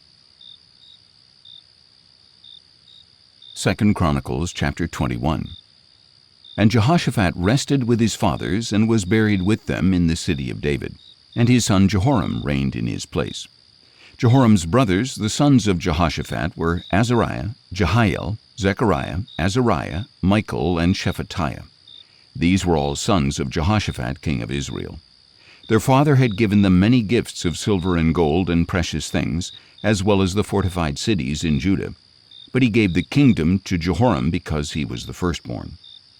When Jehoram had established himself over his father's kingdom, he strengthened himself by putting to the sword all his brothers along with some of the princes of Israel. Jehoram was 32 years old when he became king, and he reigned in Jerusalem 8 years. And Jehoram walked in the ways of the kings of Israel, just as the house of Ahab had done.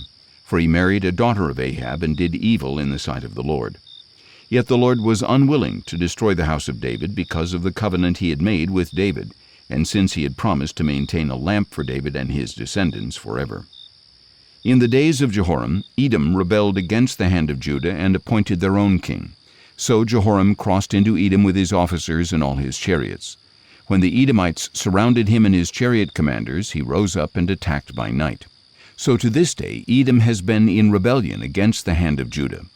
Likewise Libnah rebelled against his rule at the same time because Jehoram had forsaken the Lord, the God of his fathers. Jehoram had also built high places on the hills of Judah. He had caused the people of Jerusalem to prostitute themselves and had led Judah astray. Then a letter came to Jehoram from Elijah the prophet, which stated, "This is what the Lord, the God of your father David, says. You have not walked in the ways of your father Jehoshaphat or of Asa king of Judah, but you have walked in the ways of the kings of Israel, and have caused Judah and the people of Jerusalem to prostitute themselves, just as the house of Ahab prostituted itself. You have also killed your brothers, your father's family, who were better than you. So behold, the Lord is about to strike your people, your sons, your wives, and all your possessions with a serious blow.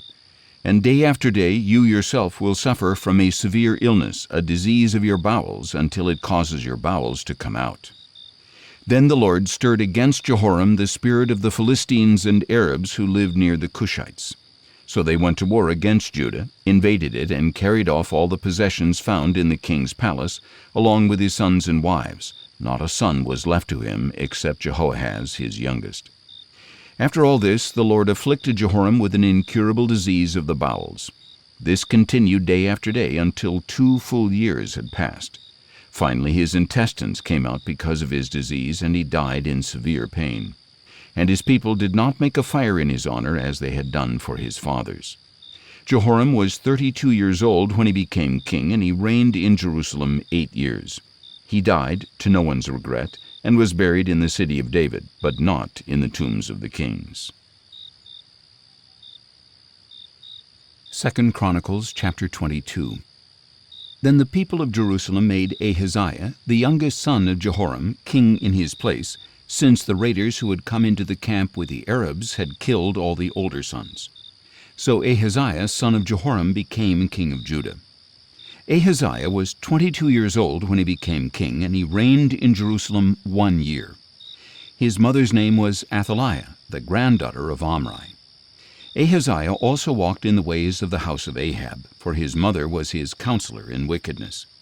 And he did evil in the sight of the Lord, as the house of Ahab had done, for to his destruction they were his counselors after the death of his father. Ahaziah also followed their counsel and went with Joram son of Ahab, king of Israel, to fight against Hazael, king of Aram, at Ramoth-Gilead. But the Arameans wounded Joram, so he returned to Jezreel to recover from the wounds they had inflicted on him at Ramah when he fought against Hazael, king of Aram. Then Ahaziah son of Jehoram, king of Judah, went down to Jezreel to visit Joram son of Ahab, because Joram had been wounded. Ahaziah's downfall came from God when he went to visit Joram. When Ahaziah arrived, he went out with Joram to meet Jehu son of Nimshi, whom the Lord had anointed to destroy the house of Ahab. So while Jehu was executing judgment on the house of Ahab, he found the rulers of Judah and the sons of Ahaziah's brothers who were serving Ahaziah, and he killed them. Then Jehu looked for Ahaziah, and Jehu's soldiers captured him while he was hiding in Samaria.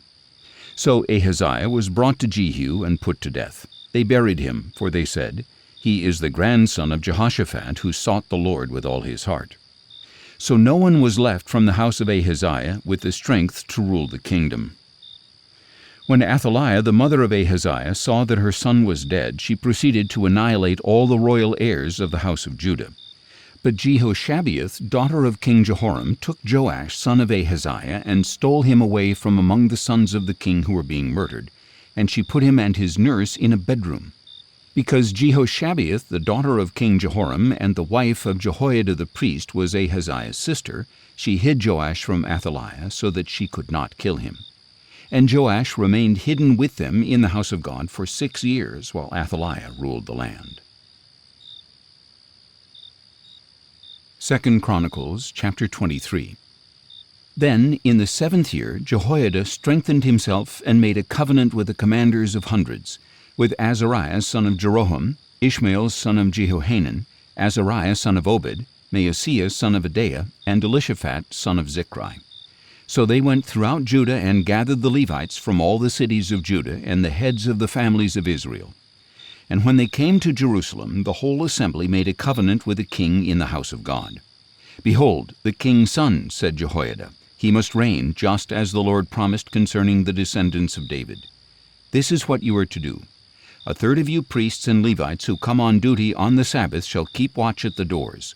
A third shall be at the royal palace, and a third at the foundation gate, while all the others are in the courtyards of the house of the Lord. No one is to enter the house of the Lord except the priests and those Levites who serve. They may enter because they are consecrated, but all the people are to obey the requirement of the Lord. The Levites must surround the king with weapons in hand, and anyone who enters the temple must be put to death. You must stay close to the king wherever he goes." So the Levites and all Judah did everything that Jehoiada the priest had ordered. Each of them took his men, those coming on duty on the Sabbath and those going off duty, for Jehoiada the priest had not released any of the divisions. Then Jehoiada the priest gave to the commanders of hundreds the spears and the large and small shields of King David that were in the house of God. He stationed all the troops with their weapons in hand, surrounding the king by the altar in the temple, from the south side to the north side of the temple. Then Jehoiada and his sons brought out the king's son, put the crown on him, presented him with a testimony, and proclaimed him king. They anointed him and shouted, "Long live the king!" When Athaliah heard the noise of the people running and cheering the king, she went out to them in the house of the Lord. And she looked out and saw the king standing by his pillar at the entrance. The officers and trumpeters were beside the king, and all the people of the land were rejoicing and blowing trumpets, while the singers with musical instruments were leading the praises. Then Athaliah tore her clothes and screamed, "Treason! Treason!" And Jehoiada the priest sent out the commanders of hundreds in charge of the army, saying, "Bring her out between the ranks, and put to the sword anyone who follows her." For the priest had said, "She must not be put to death in the house of the Lord." So they seized Athaliah as she reached the entrance of the horse gate to the palace grounds, and there they put her to death. Then Jehoiada made a covenant between himself and the king and the people that they would be the Lord's people. So all the people went to the temple of Baal and tore it down. They smashed the altars and idols to pieces and killed Mattan, the priest of Baal, in front of the altars. Moreover, Jehoiada put the oversight of the house of the Lord into the hands of the Levitical priests, whom David had appointed over the house of the Lord, to offer burnt offerings to the Lord, as it is written in the law of Moses, with rejoicing and song, as ordained by David. He stationed gatekeepers at the gates of the house of the Lord, so that nothing unclean could enter for any reason. He also took with him the commanders of hundreds, the nobles, the rulers of the people, and all the people of the land, and they brought the king down from the house of the Lord and entered the royal palace through the upper gate. They seated King Joash on the royal throne, and all the people of the land rejoiced, and the city was quiet because Athaliah had been put to the sword. 2 Chronicles chapter 24. Joash was 7 years old when he became king, and he reigned in Jerusalem 40 years. His mother's name was Zibiah. She was from Beersheba. And Joash did what was right in the eyes of the Lord all the days of Jehoiada the priest. Jehoiada took for him 2 wives, and he had sons and daughters. Some time later Joash set his heart on repairing the house of the Lord. So he gathered the priests and Levites and said, "Go out to the cities of Judah and collect the money due annually from all Israel to repair the house of your God. Do it quickly."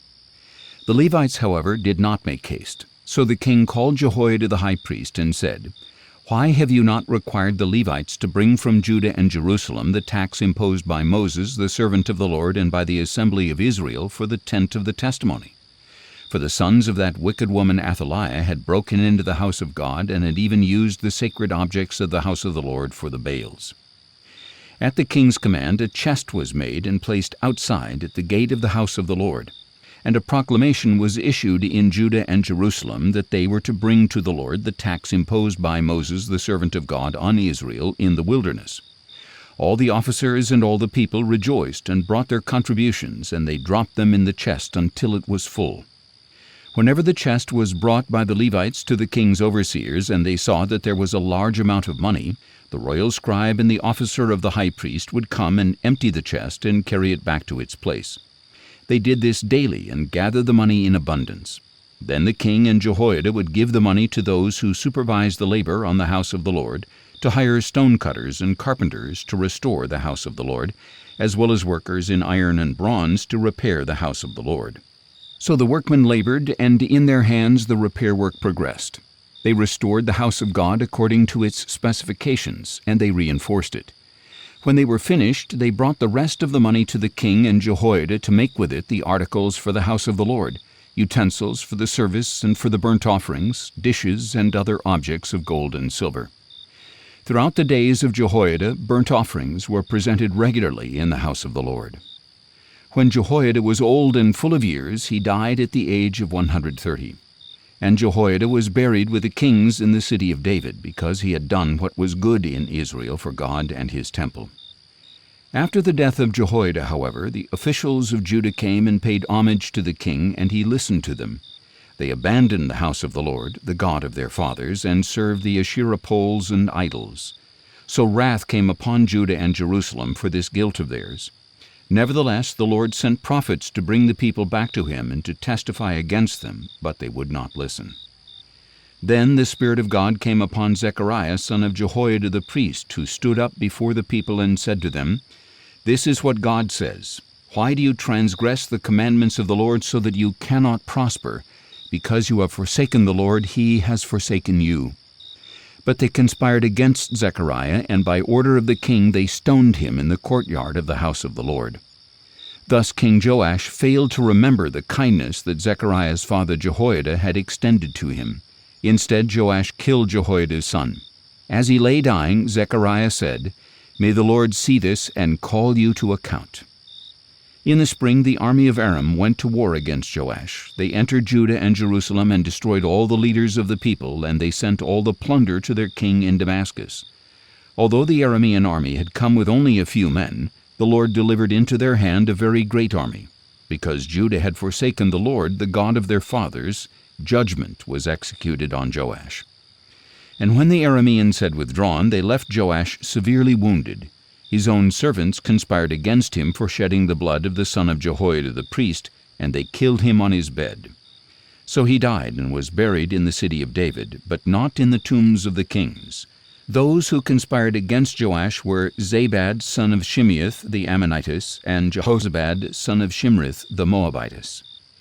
The accounts of the sons of Joash, as well as the many pronouncements about him and about the restoration of the house of God, are indeed written in the treatise of the book of the Kings, and his son Amaziah reigned in his place. 2 Chronicles chapter 25. Amaziah was 25 years old when he became king, and he reigned in Jerusalem 29 years. His mother's name was Jehoaddin. She was from Jerusalem. And he did what was right in the eyes of the Lord, but not wholeheartedly. As soon as the kingdom was firmly in his grasp, Amaziah executed the servants who had murdered his father the king. Yet he did not put their sons to death, but acted according to what is written in the law, in the book of Moses, where the Lord commanded, Fathers must not be put to death for their children, and children must not be put to death for their fathers. Each is to die for his own sin. Then Amaziah gathered the people of Judah and assigned them according to their families to commanders of thousands and of hundreds. And he numbered those 20 years of age or older throughout Judah and Benjamin, and found 300,000 chosen men able to serve in the army, bearing the spear and shield. He also hired 100,000 mighty warriors from Israel for 100 talents of silver. But a man of God came to him and said, O king, do not let the army of Israel go with you, for the Lord is not with Israel, not with any of the Ephraimites. Even if you go and fight bravely in battle, God will make you stumble before the enemy, for God has power to help and power to overthrow. Amaziah asked the man of God, What should I do about the 100 talents I have given to the army of Israel? And the man of God replied, The Lord is able to give you much more than this. So Amaziah dismissed the troops who had come to him from Ephraim and sent them home. And they were furious with Judah and returned home in great anger. Amaziah, however, summoned his strength and led his troops to the valley of Salt, where he struck down 10,000 men of Seir, and the army of Judah also captured 10,000 men alive.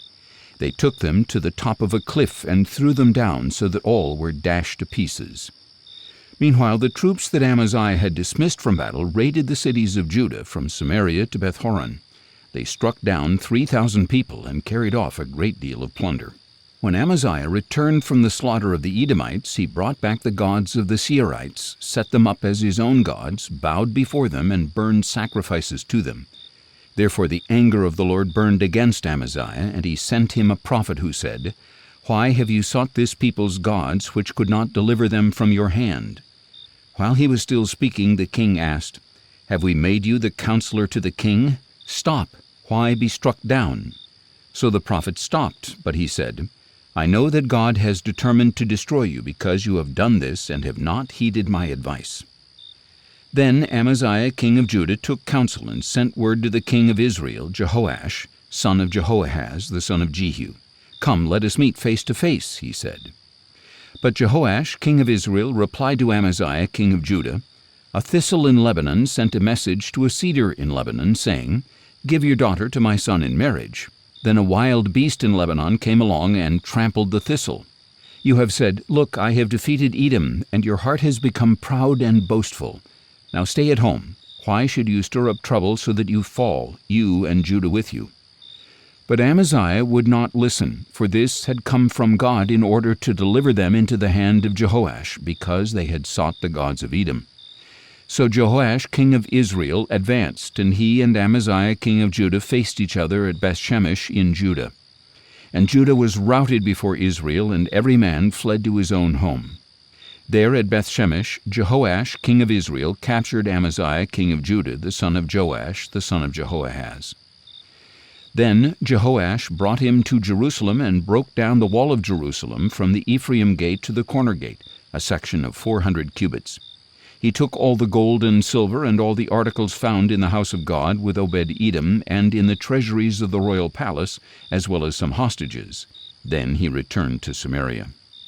Amaziah son of Joash king of Judah lived for 15 years after the death of Jehoash son of Jehoahaz king of Israel.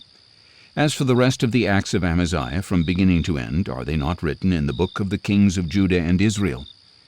From the time that Amaziah turned from following the Lord, a conspiracy was formed against him in Jerusalem, and he fled to Lachish. But men were sent after him to Lachish, and they killed him there. They carried him back on horses and buried him with his fathers in the city of Judah. 2 Chronicles chapter 26. All the people of Judah took Uzziah, who was 16 years old, and made him king in place of his father Amaziah. Uzziah was the one who rebuilt Eloth and restored it to Judah after King Amaziah rested with his fathers. Uzziah was 16 years old when he became king, and he reigned in Jerusalem 52 years. His mother's name was Jechaliah. She was from Jerusalem. And he did what was right in the eyes of the Lord, just as his father Amaziah had done. He sought God throughout the days of Zechariah, who instructed him in the fear of God, and as long as he sought the Lord, God gave him success. Uzziah went out to wage war against the Philistines, and he tore down the walls of Gath, Jabneh, and Ashdod. Then he built cities near Ashdod and among the Philistines. God helped him against the Philistines, against the Arabs living in Gurbaal, and against the Meunites. The Ammonites brought tribute to Uzziah, and his fame spread as far as the border of Egypt, for he had become exceedingly powerful. Uzziah built towers in Jerusalem at the corner gate, the valley gate, and the angle in the wall, and he fortified them. Since he had much livestock in the foothills and in the plain, he built towers in the desert and dug many cisterns. And since he was a lover of the soil, he had farmers and vine dressers in the hill country and in the fertile fields. Uzziah had an army ready for battle that went out to war by assigned divisions, as recorded by Jeiel the scribe and Maaseiah the officer, under the direction of Hananiah, one of the royal officers. The total number of family leaders of the mighty men of valor was 2,600. Under their authority was an army of 307,500 trained for war, a powerful force to support the king against his enemies. Uzziah supplied the entire army with shields, spears, helmets, armor, bows, and slingstones. And in Jerusalem he made skillfully designed devices to shoot arrows and catapult large stones from the towers and corners. So his fame spread far and wide, for he was helped tremendously so that he became powerful. But when Uzziah grew powerful, his arrogance led to his own destruction. He was unfaithful to the Lord his God, for he entered the temple of the Lord to burn incense on the altar of incense. Then Azariah the priest, along with 80 brave priests of the Lord, went in after him. They took their stand against King Uzziah and said, "Uzziah, you have no right to offer incense to the Lord. Only the priests, the descendants of Aaron, are consecrated to burn incense. Leave the sanctuary, for you have acted unfaithfully. You will not receive honor from the Lord God." Uzziah, with a censer in his hand to offer incense, was enraged. But while he raged against the priests in their presence in the house of the Lord before the altar of incense, leprosy broke out on his forehead. When Azariah the chief priest and all the priests turned to him and saw his leprous forehead, they rushed him out. Indeed, he himself hurried to get out, because the Lord had afflicted him. So King Uzziah was a leper until the day of his death. He lived in isolation, leprous and cut off from the house of the Lord, while his son Jotham had charge of the royal palace to govern the people of the land. As for the rest of the acts of Uzziah from beginning to end, they are recorded by the prophet Isaiah, son of Amoz. And Uzziah rested with his fathers and was buried near them in a field of burial that belonged to the kings, for the people said, "He was a leper." And his son Jotham reigned in his place. 2 Chronicles chapter 27. Jotham was 25 years old when he became king, and he reigned in Jerusalem 16 years. His mother's name was Jerusha, daughter of Zadok. And he did what was right in the eyes of the Lord, just as his father Uzziah had done. In addition, he did not enter the temple of the Lord, but the people still behaved corruptly. Jotham rebuilt the upper gate of the house of the Lord, and he worked extensively on the wall at the hill of Ophel. He also built cities in the hill country of Judah and fortresses and towers in the forests. Jotham waged war against the king of the Ammonites and defeated them, and that year they gave him 100 talents of silver, 10,000 cores of wheat, and 10,000 cores of barley. They paid him the same in the second and third years. So Jotham grew powerful because he ordered his ways before the Lord his God. As for the rest of the acts of Jotham, along with all his wars and his ways, they are indeed written in the book of the kings of Israel and Judah. He was 25 years old when he became king, and he reigned in Jerusalem 16 years. And Jotham rested with his fathers and was buried in the city of David, and his son Ahaz reigned in his place. 2 Chronicles chapter 28. Ahaz was 20 years old when he became king, and he reigned in Jerusalem 16 years. And unlike David his father, he did not do what was right in the eyes of the Lord. Instead, he walked in the ways of the kings of Israel, and even made cast images of the Baals.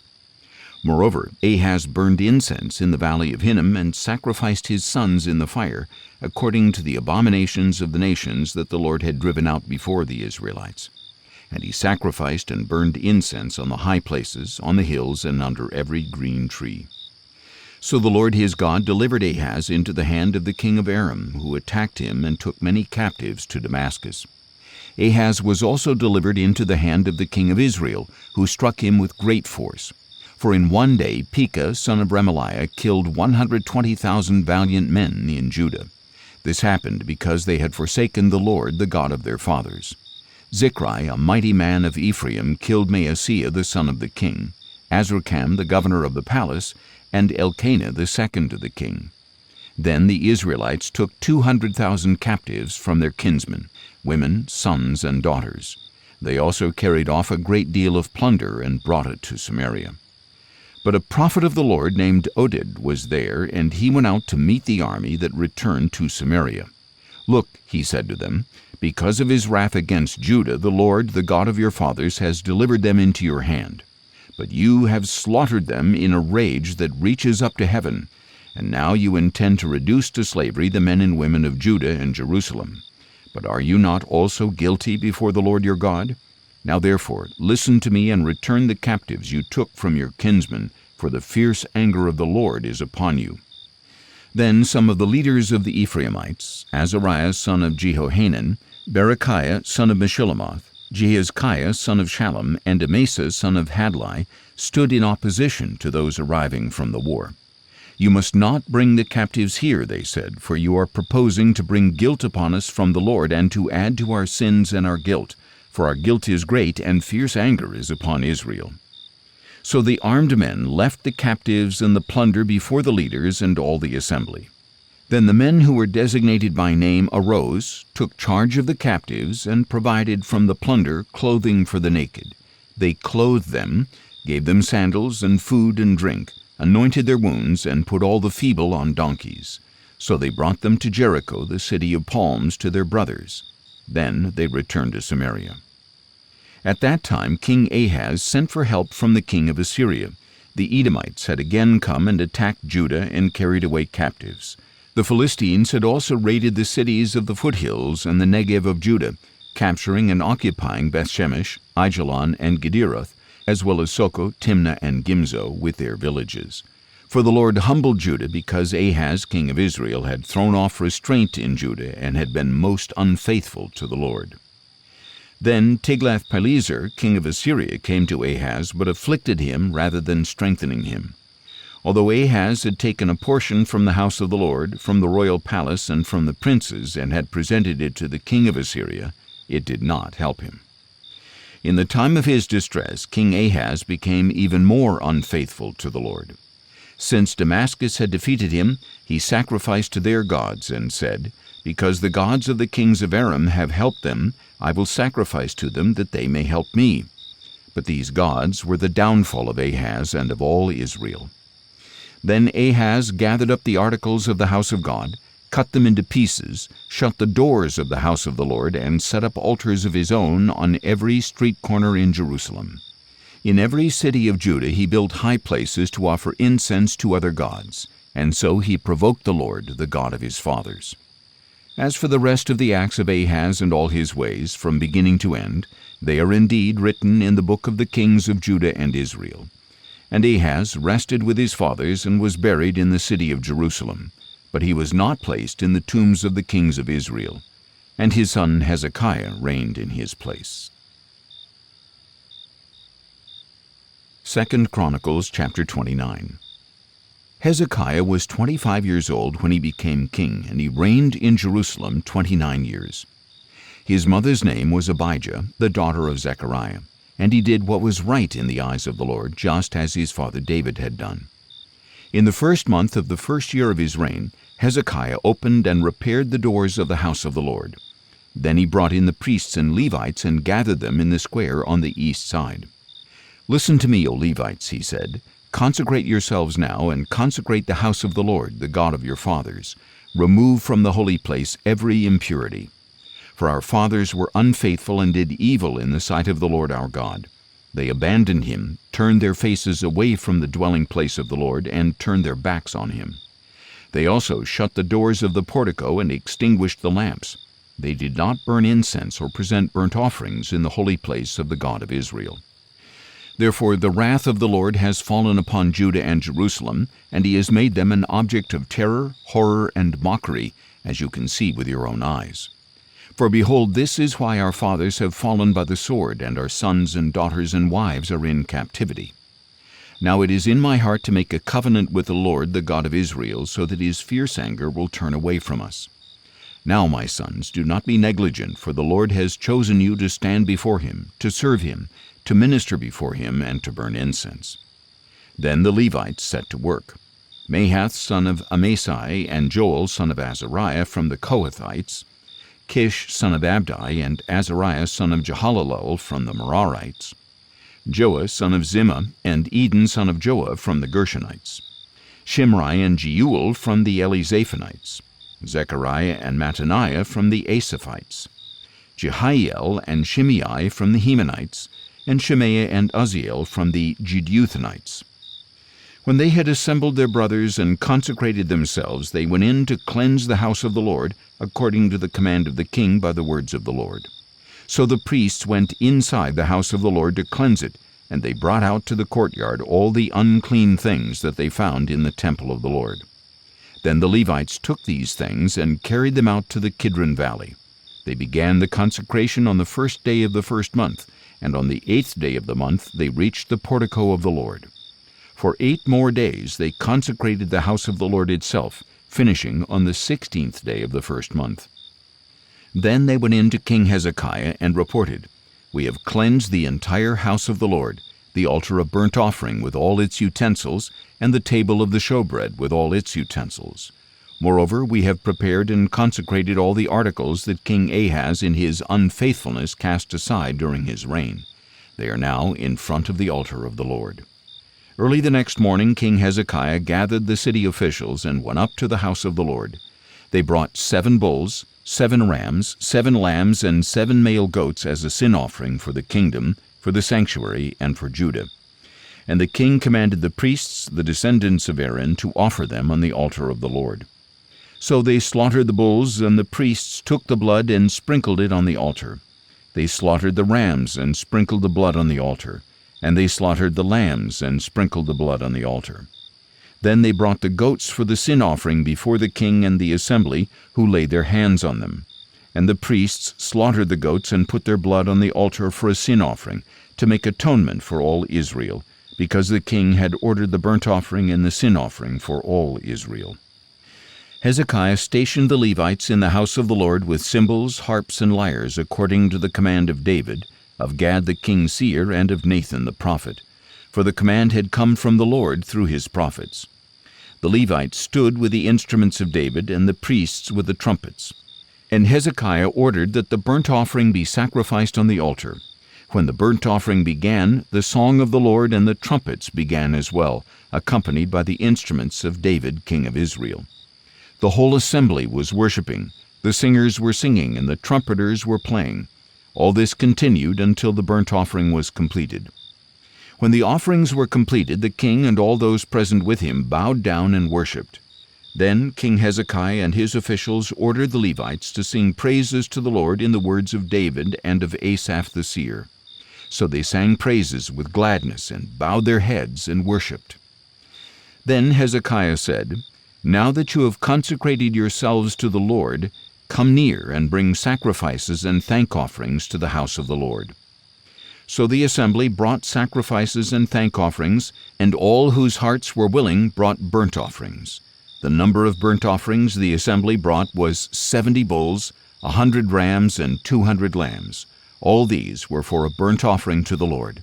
And the consecrated offerings were 600 bulls and 3,000 sheep. However, since there were not enough priests to skin all the burnt offerings, their Levite brothers helped them until the work was finished and until the priests had been consecrated. For the Levites had been more diligent in consecrating themselves than the priests had been.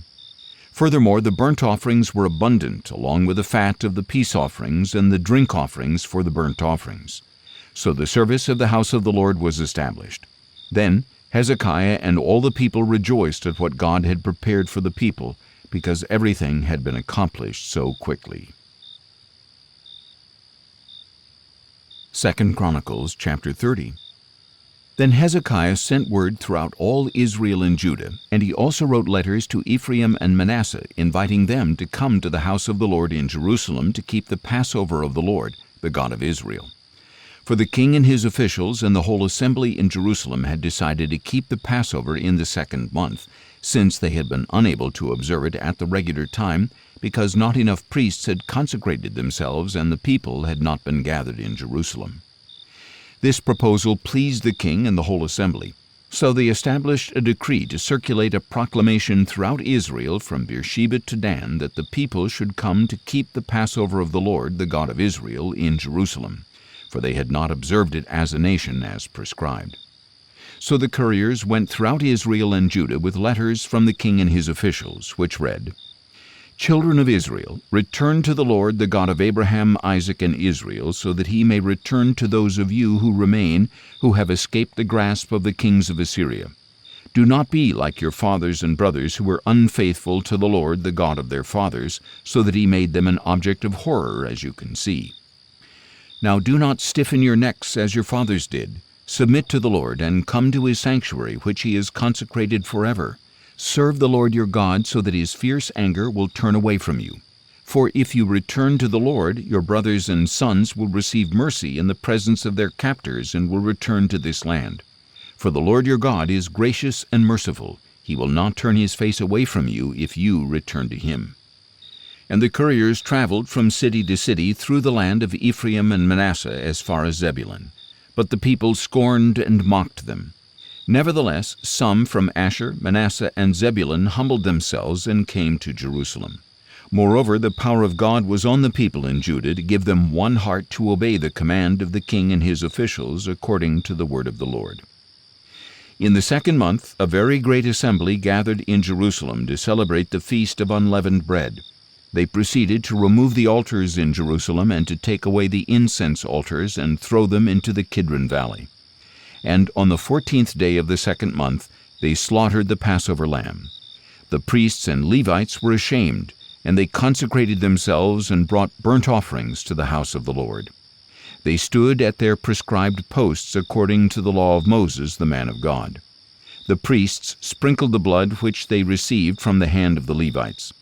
Since there were many in the assembly who had not consecrated themselves, the Levites were in charge of slaughtering the Passover lambs for every unclean person to consecrate the lambs to the Lord. A large number of the people, many from Ephraim, Manasseh, Issachar, and Zebulun, had not purified themselves, yet they ate the Passover contrary to what was written. But Hezekiah interceded for them, saying, "May the Lord, who is good, provide atonement for everyone who sets his heart on seeking God, the Lord, the God of his fathers, even if he is not cleansed according to the purification rules of the sanctuary." And the Lord heard Hezekiah and healed the people. The Israelites who were present in Jerusalem celebrated the Feast of Unleavened Bread for 7 days with great joy, and the Levites and priests praised the Lord day after day, accompanied by loud instruments of praise to the Lord.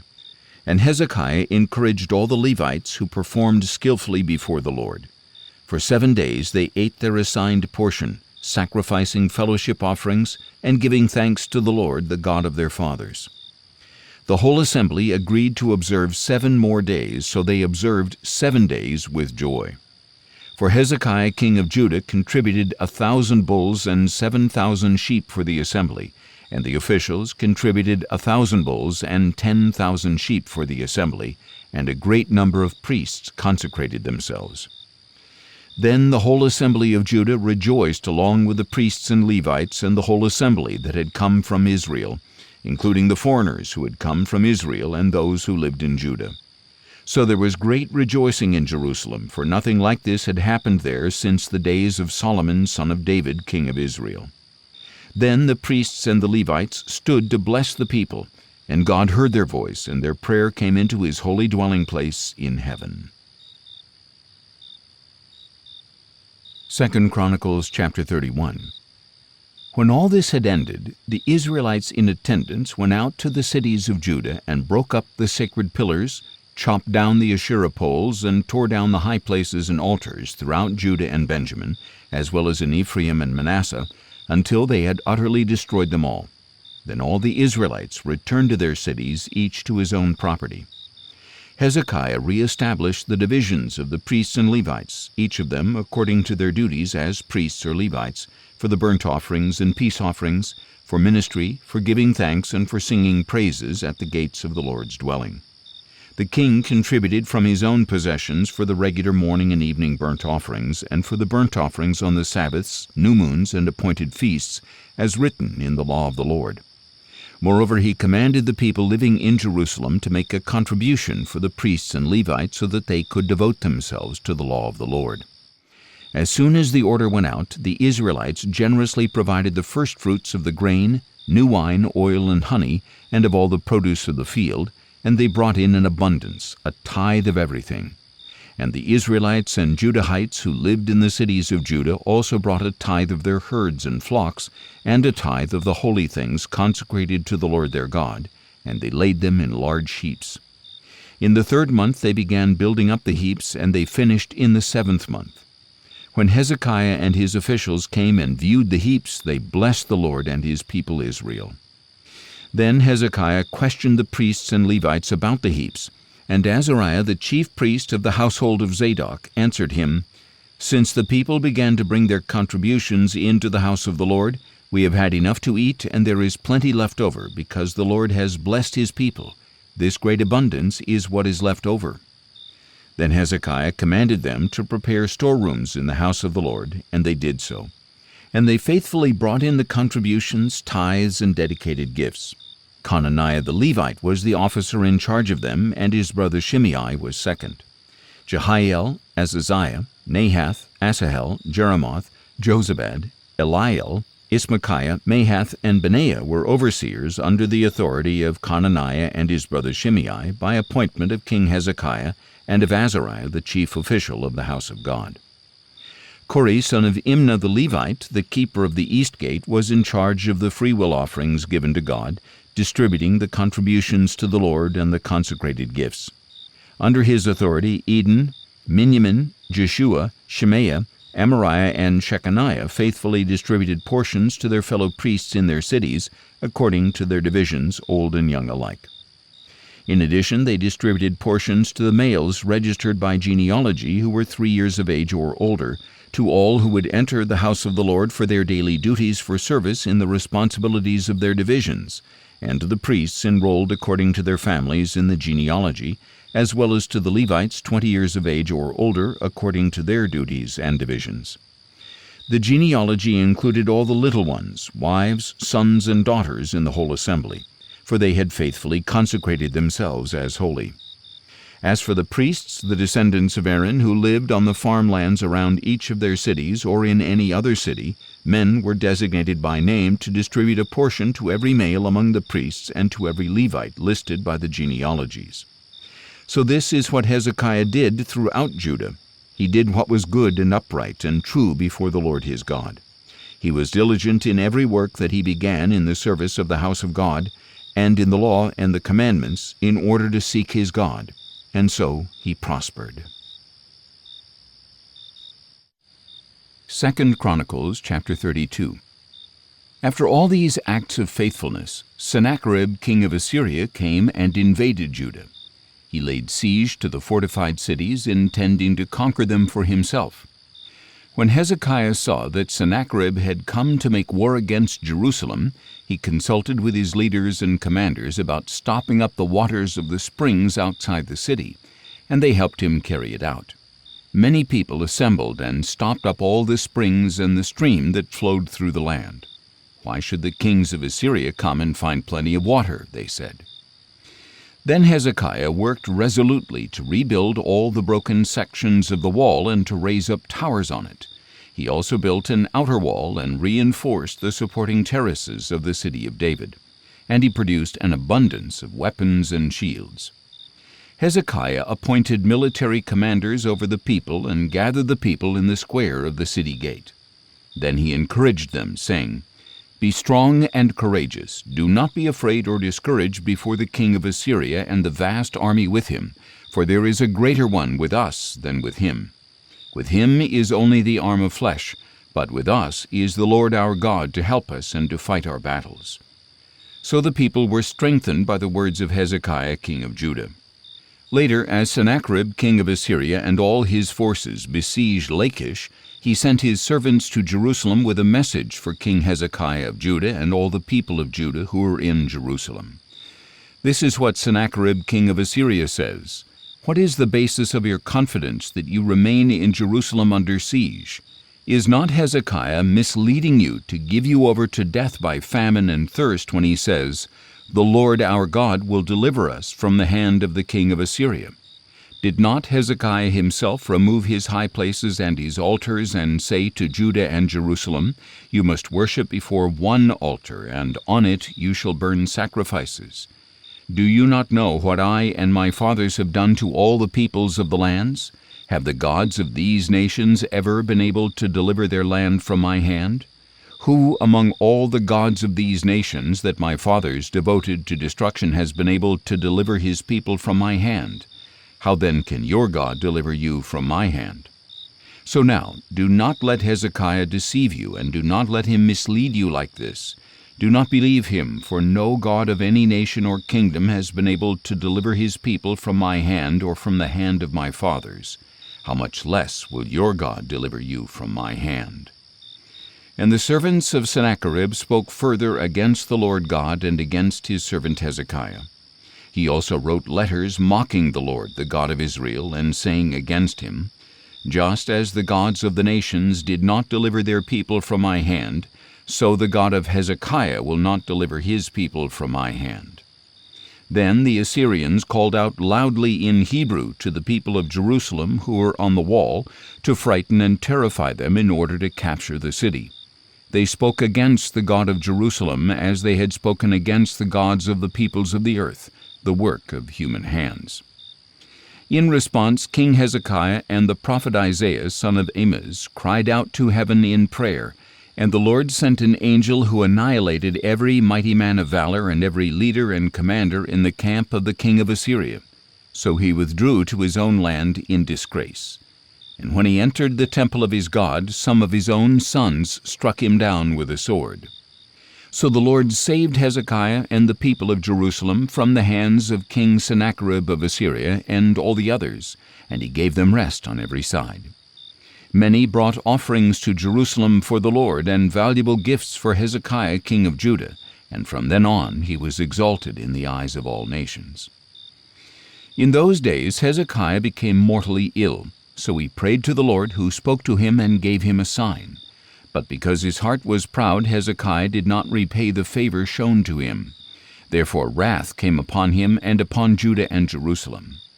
Then Hezekiah humbled the pride of his heart, he and the people of Jerusalem, so that the wrath of the Lord did not come upon them during the days of Hezekiah. Hezekiah had very great riches and honor, and he made treasuries for his silver, gold, precious stones, spices, shields, and all kinds of valuable articles. He also made storehouses for the harvest of grain and new wine and oil, stalls for all kinds of livestock, and pens for the flocks. He made cities for himself, and he acquired herds of sheep and cattle in abundance, for God gave him very great wealth. It was Hezekiah who blocked the upper outlet of the spring of Gihon and channeled it down to the west side of the city of David. And Hezekiah prospered in all that he did. And so when ambassadors of the rulers of Babylon were sent to him to inquire about the wonder that had happened in the land, God left him alone to test him, that he might know all that was in Hezekiah's heart. As for the rest of the acts of Hezekiah and his deeds of loving devotion, they are indeed written in the vision of the prophet Isaiah son of Amoz in the book of the kings of Judah and Israel. And Hezekiah rested with his fathers and was buried in the upper tombs of David's descendants. All Judah and the people of Jerusalem paid him honor at his death, and his son Manasseh reigned in his place. 2 Chronicles chapter 33.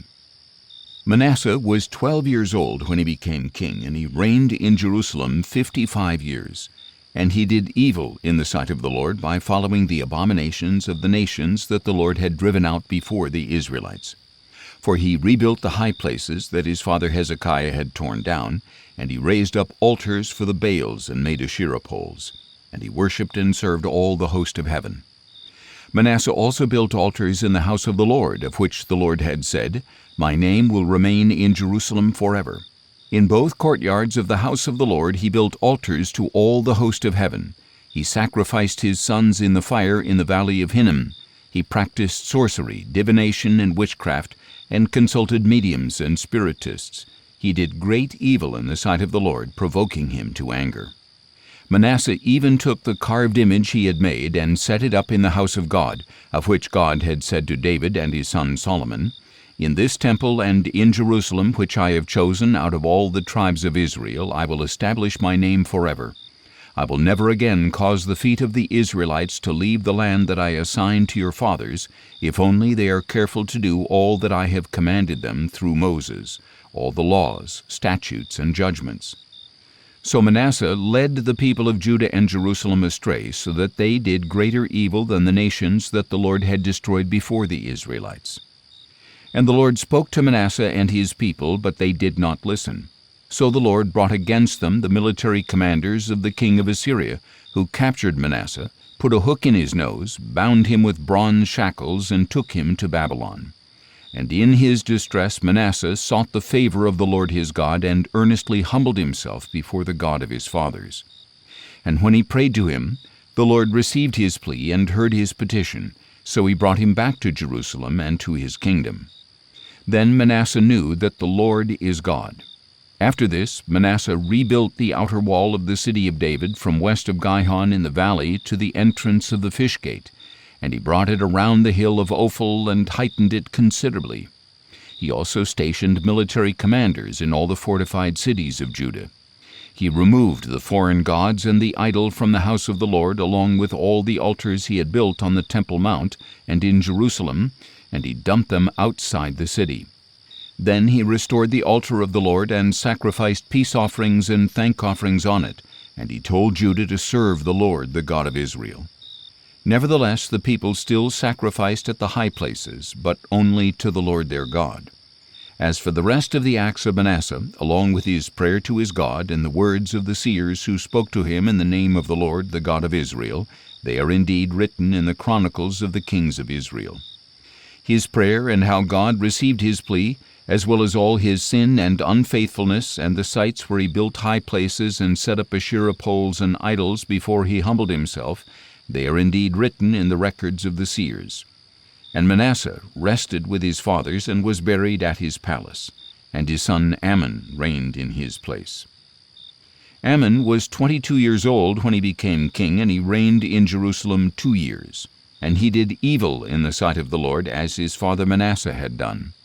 Amon served and sacrificed to all the idols that his father Manasseh had made, but he did not humble himself before the Lord, as his father Manasseh had done. Instead, Amon increased his guilt. Then the servants of Amon conspired against him and killed him in his palace. But the people of the land killed all those who had conspired against King Amon, and they made his son Josiah king in his place. 2 Chronicles chapter 34.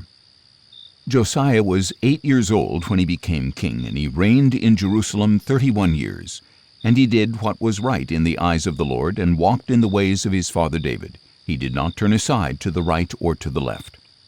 In the 8th year of his reign, while he was still young, Josiah began to seek the God of his father David, and in the 12th year he began to cleanse Judah and Jerusalem of the high places, the Asherah poles, the carved idols, and the cast images. Then in his presence the altars of the Baals were torn down, and he cut to pieces the incense altars that were above them. He shattered the Asherah poles, the carved idols, and the cast images, crushed them to dust, and scattered them over the graves of those who had sacrificed to them. Then he burned the bones of the priests on their altars. So he cleansed Judah and Jerusalem. Josiah did the same in the cities of Manasseh, Ephraim, and Simeon, as far as Naphtali, and in the ruins around them. He tore down the altars and Asherah poles, crushed the idols to powder, and cut to pieces all the incense altars throughout the land of Israel. Then he returned to Jerusalem. Now in the 18th year of his reign, in order to cleanse the land and the temple, Josiah sent Shaphan son of Azaliah, Maaseiah the governor of the city, and Joah son of Joahaz the recorder to repair the house of the Lord his God. So they went to Hilkiah the high priest, and gave him the money that had been brought into the house of God, which the Levites at the doors had collected from the people of Manasseh and Ephraim, from all the remnant of Israel, Judah, and Benjamin, and from the people of Jerusalem. They put it into the hands of the supervisors of those doing the work of the house of the Lord, who in turn gave it to the workmen restoring and repairing the house of the Lord. They also gave money to the carpenters and builders to buy dressed stone, as well as timbers for couplings and beams for the buildings that the kings of Judah had allowed to deteriorate. And the men did the work faithfully. The Levites overseeing them were Jahath and Obadiah, descendants of Merari, and Zechariah and Meshullam, descendants of Kohath. Other Levites, all skilled with musical instruments, were over the laborers and supervised all who did the work, task by task. Some of the Levites were secretaries, officers, and gatekeepers. While they were bringing out the money that had been taken into the house of the Lord, Hilkiah the priest found the book of the law of the Lord written by Moses. And Hilkiah said to Shaphan the scribe, I have found the book of the law in the house of the Lord. And he gave it to Shaphan. Then Shaphan brought the book to the king and reported, Your servants are doing all that has been placed in their hands. They have paid out the money that was found in the house of the Lord and have put it into the hands of the supervisors and workers. Moreover, Shaphan the scribe told the king, Hilkiah the priest has given me a book, and Shaphan read it in the presence of the king. When the king heard the words of the law, he tore his clothes, and commanded Hilkiah, Ahikam son of Shaphan, Abdon son of Micah, Shaphan the scribe, and Asaiah the servant of the king, Go and inquire of the Lord for me and for those remaining in Israel and Judah concerning the words in the book that has been found. For great is the wrath of the Lord that has been poured out on us, because our fathers have not kept the word of the Lord by doing all that is written in this book. So Hilkiah and those the king had designated went and spoke to Huldah the prophetess, the wife of Shallum son of Tokhath, the son of Hasrah, the keeper of the wardrobe. She lived in Jerusalem in the 2nd district. And Huldah said to them, This is what the Lord, the God of Israel, says. Tell the man who sent you that this is what the Lord says. I am about to bring calamity on this place and on its people, according to all the curses written in the book that has been read in the presence of the king of Judah, because they have forsaken me and burned incense to other gods, that they might provoke me to anger with all the works of their hands. My wrath will be poured out upon this place and will not be quenched. But as for the king of Judah who sent you to inquire of the Lord, tell him that this is what the Lord, the God of Israel, says. As for the words that you heard, because your heart was tender and you humbled yourself before God when you heard his words against this place and against its people, and because you have humbled yourself before me, and you have torn your clothes and wept before me, I have heard you, declares the Lord. Now I will indeed gather you to your fathers, and you will be gathered to your grave in peace. Your eyes will not see all the calamity that I will bring on this place and on its inhabitants. So they brought her answer back to the king. Then the king summoned all the elders of Judah and Jerusalem, and he went up to the house of the Lord with all the people of Judah and Jerusalem, as well as the priests and the Levites, all the people small and great. And in their hearing he read all the words of the book of the covenant that had been found in the house of the Lord. So the king stood by the pillar and made a covenant before the Lord to follow the Lord and to keep his commandments, decrees, and statutes with all his heart and all his soul, and to carry out the words of this covenant that were written in this book. Then he had everyone in Jerusalem and Benjamin take a stand in agreement to it. So all the people of Jerusalem carried out the covenant of God, the God of their fathers. And Josiah removed all the abominations from all the lands belonging to the Israelites, and he required everyone in Israel to serve the Lord their God. Throughout his reign they did not turn aside from following the Lord, the God of their fathers. 2 Chronicles chapter 35. Then Josiah celebrated the Passover to the Lord in Jerusalem, and the Passover lamb was slaughtered on the 14th day of the first month. He appointed the priests to their duties and encouraged them in the service of the house of the Lord. To the Levites who taught all Israel and were holy to the Lord, Josiah said, Put the holy ark in the temple built by Solomon son of David, king of Israel. It is not to be carried around on your shoulders. Now serve the Lord your God and his people Israel. Prepare yourselves by families in your divisions, according to the instructions written by David king of Israel and Solomon his son. Moreover, stand in the holy place by the divisions of the families of your kinsmen, the lay people, and by the divisions of the families of the Levites. Slaughter the Passover lambs, consecrate yourselves, and make preparations for your fellow countrymen to carry out the word of the Lord given by Moses. From his own flocks and herds, Josiah contributed 30,000 lambs and goats, plus 3,000 bulls for the Passover offerings for all the people who were present. His officials also contributed willingly to the people and priests and Levites. Hilkiah, Zechariah, and Jehiel, the administrators of the house of God, gave the priests 2,600 Passover offerings and 300 bulls.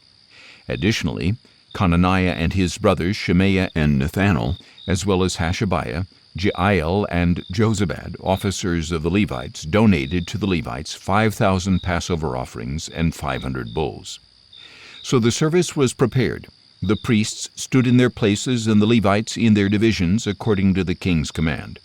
And they slaughtered the Passover lambs, while the priests sprinkled the blood handed to them, and the Levites skinned the animals. They set aside the burnt offerings to be given to the divisions of the families of the people to offer to the Lord, as is written in the book of Moses, and they did the same with the bulls. They roasted the Passover animals on the fire according to the regulation, and they boiled the other holy offerings in pots, kettles, and bowls, and quickly brought them to all the people. Afterward they made preparations for themselves and for the priests, since the priests, the descendants of Aaron, were offering up burnt offerings and fat until nightfall. So the Levites made preparations for themselves and for the priests, the descendants of Aaron.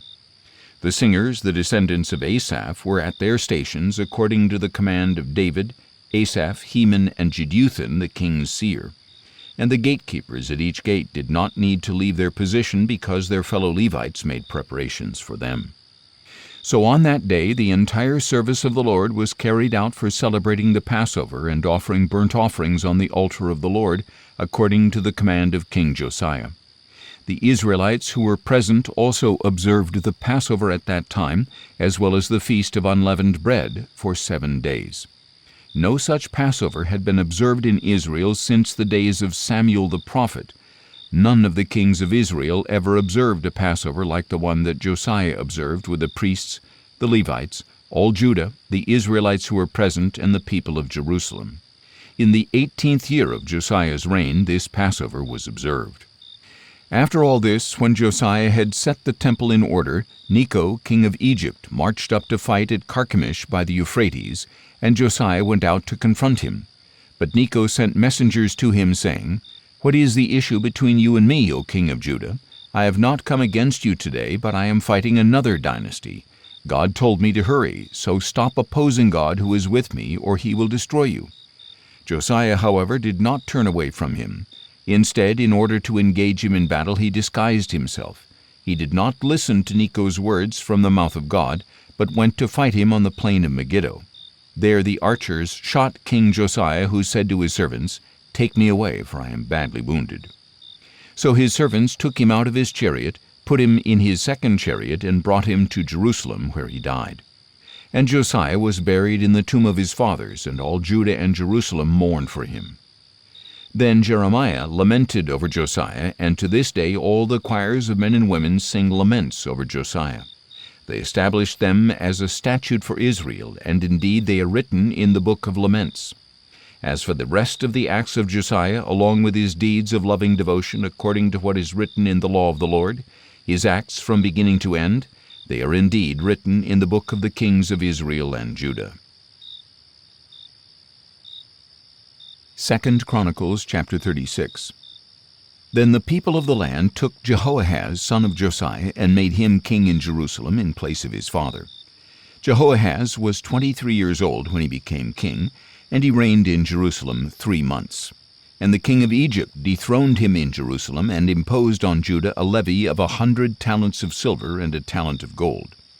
Then Necho, king of Egypt, made Eliakim, brother of Jehoahaz, king over Judah and Jerusalem, and he changed Eliakim's name to Jehoiakim.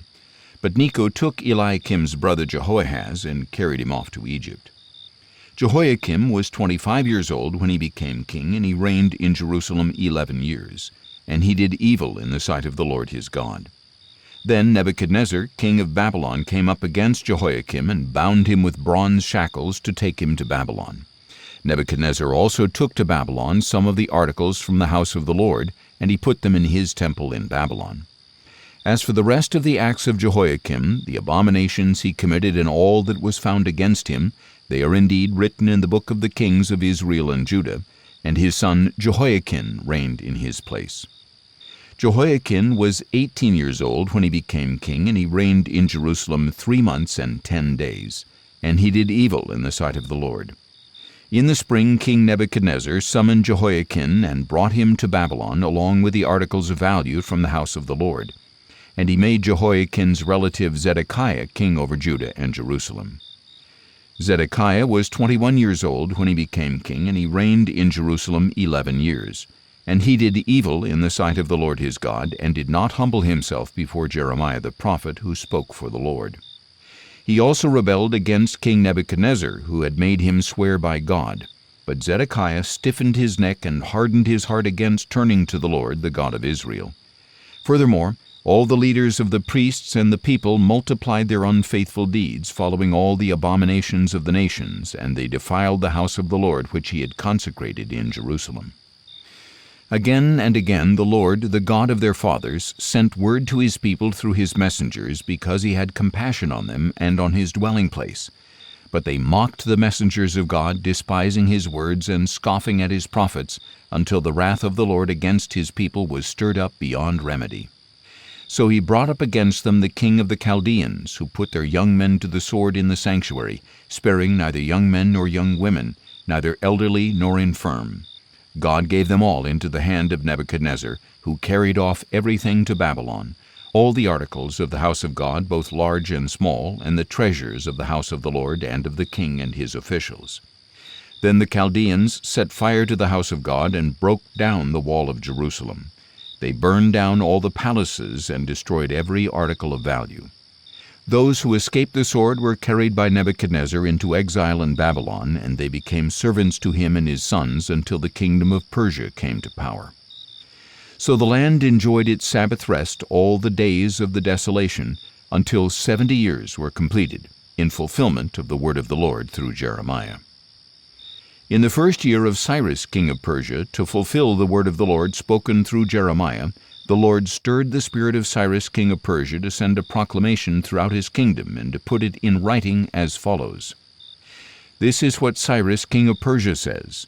The Lord, the God of heaven, who has given me all the kingdoms of the earth, has appointed me to build a house for him at Jerusalem in Judah.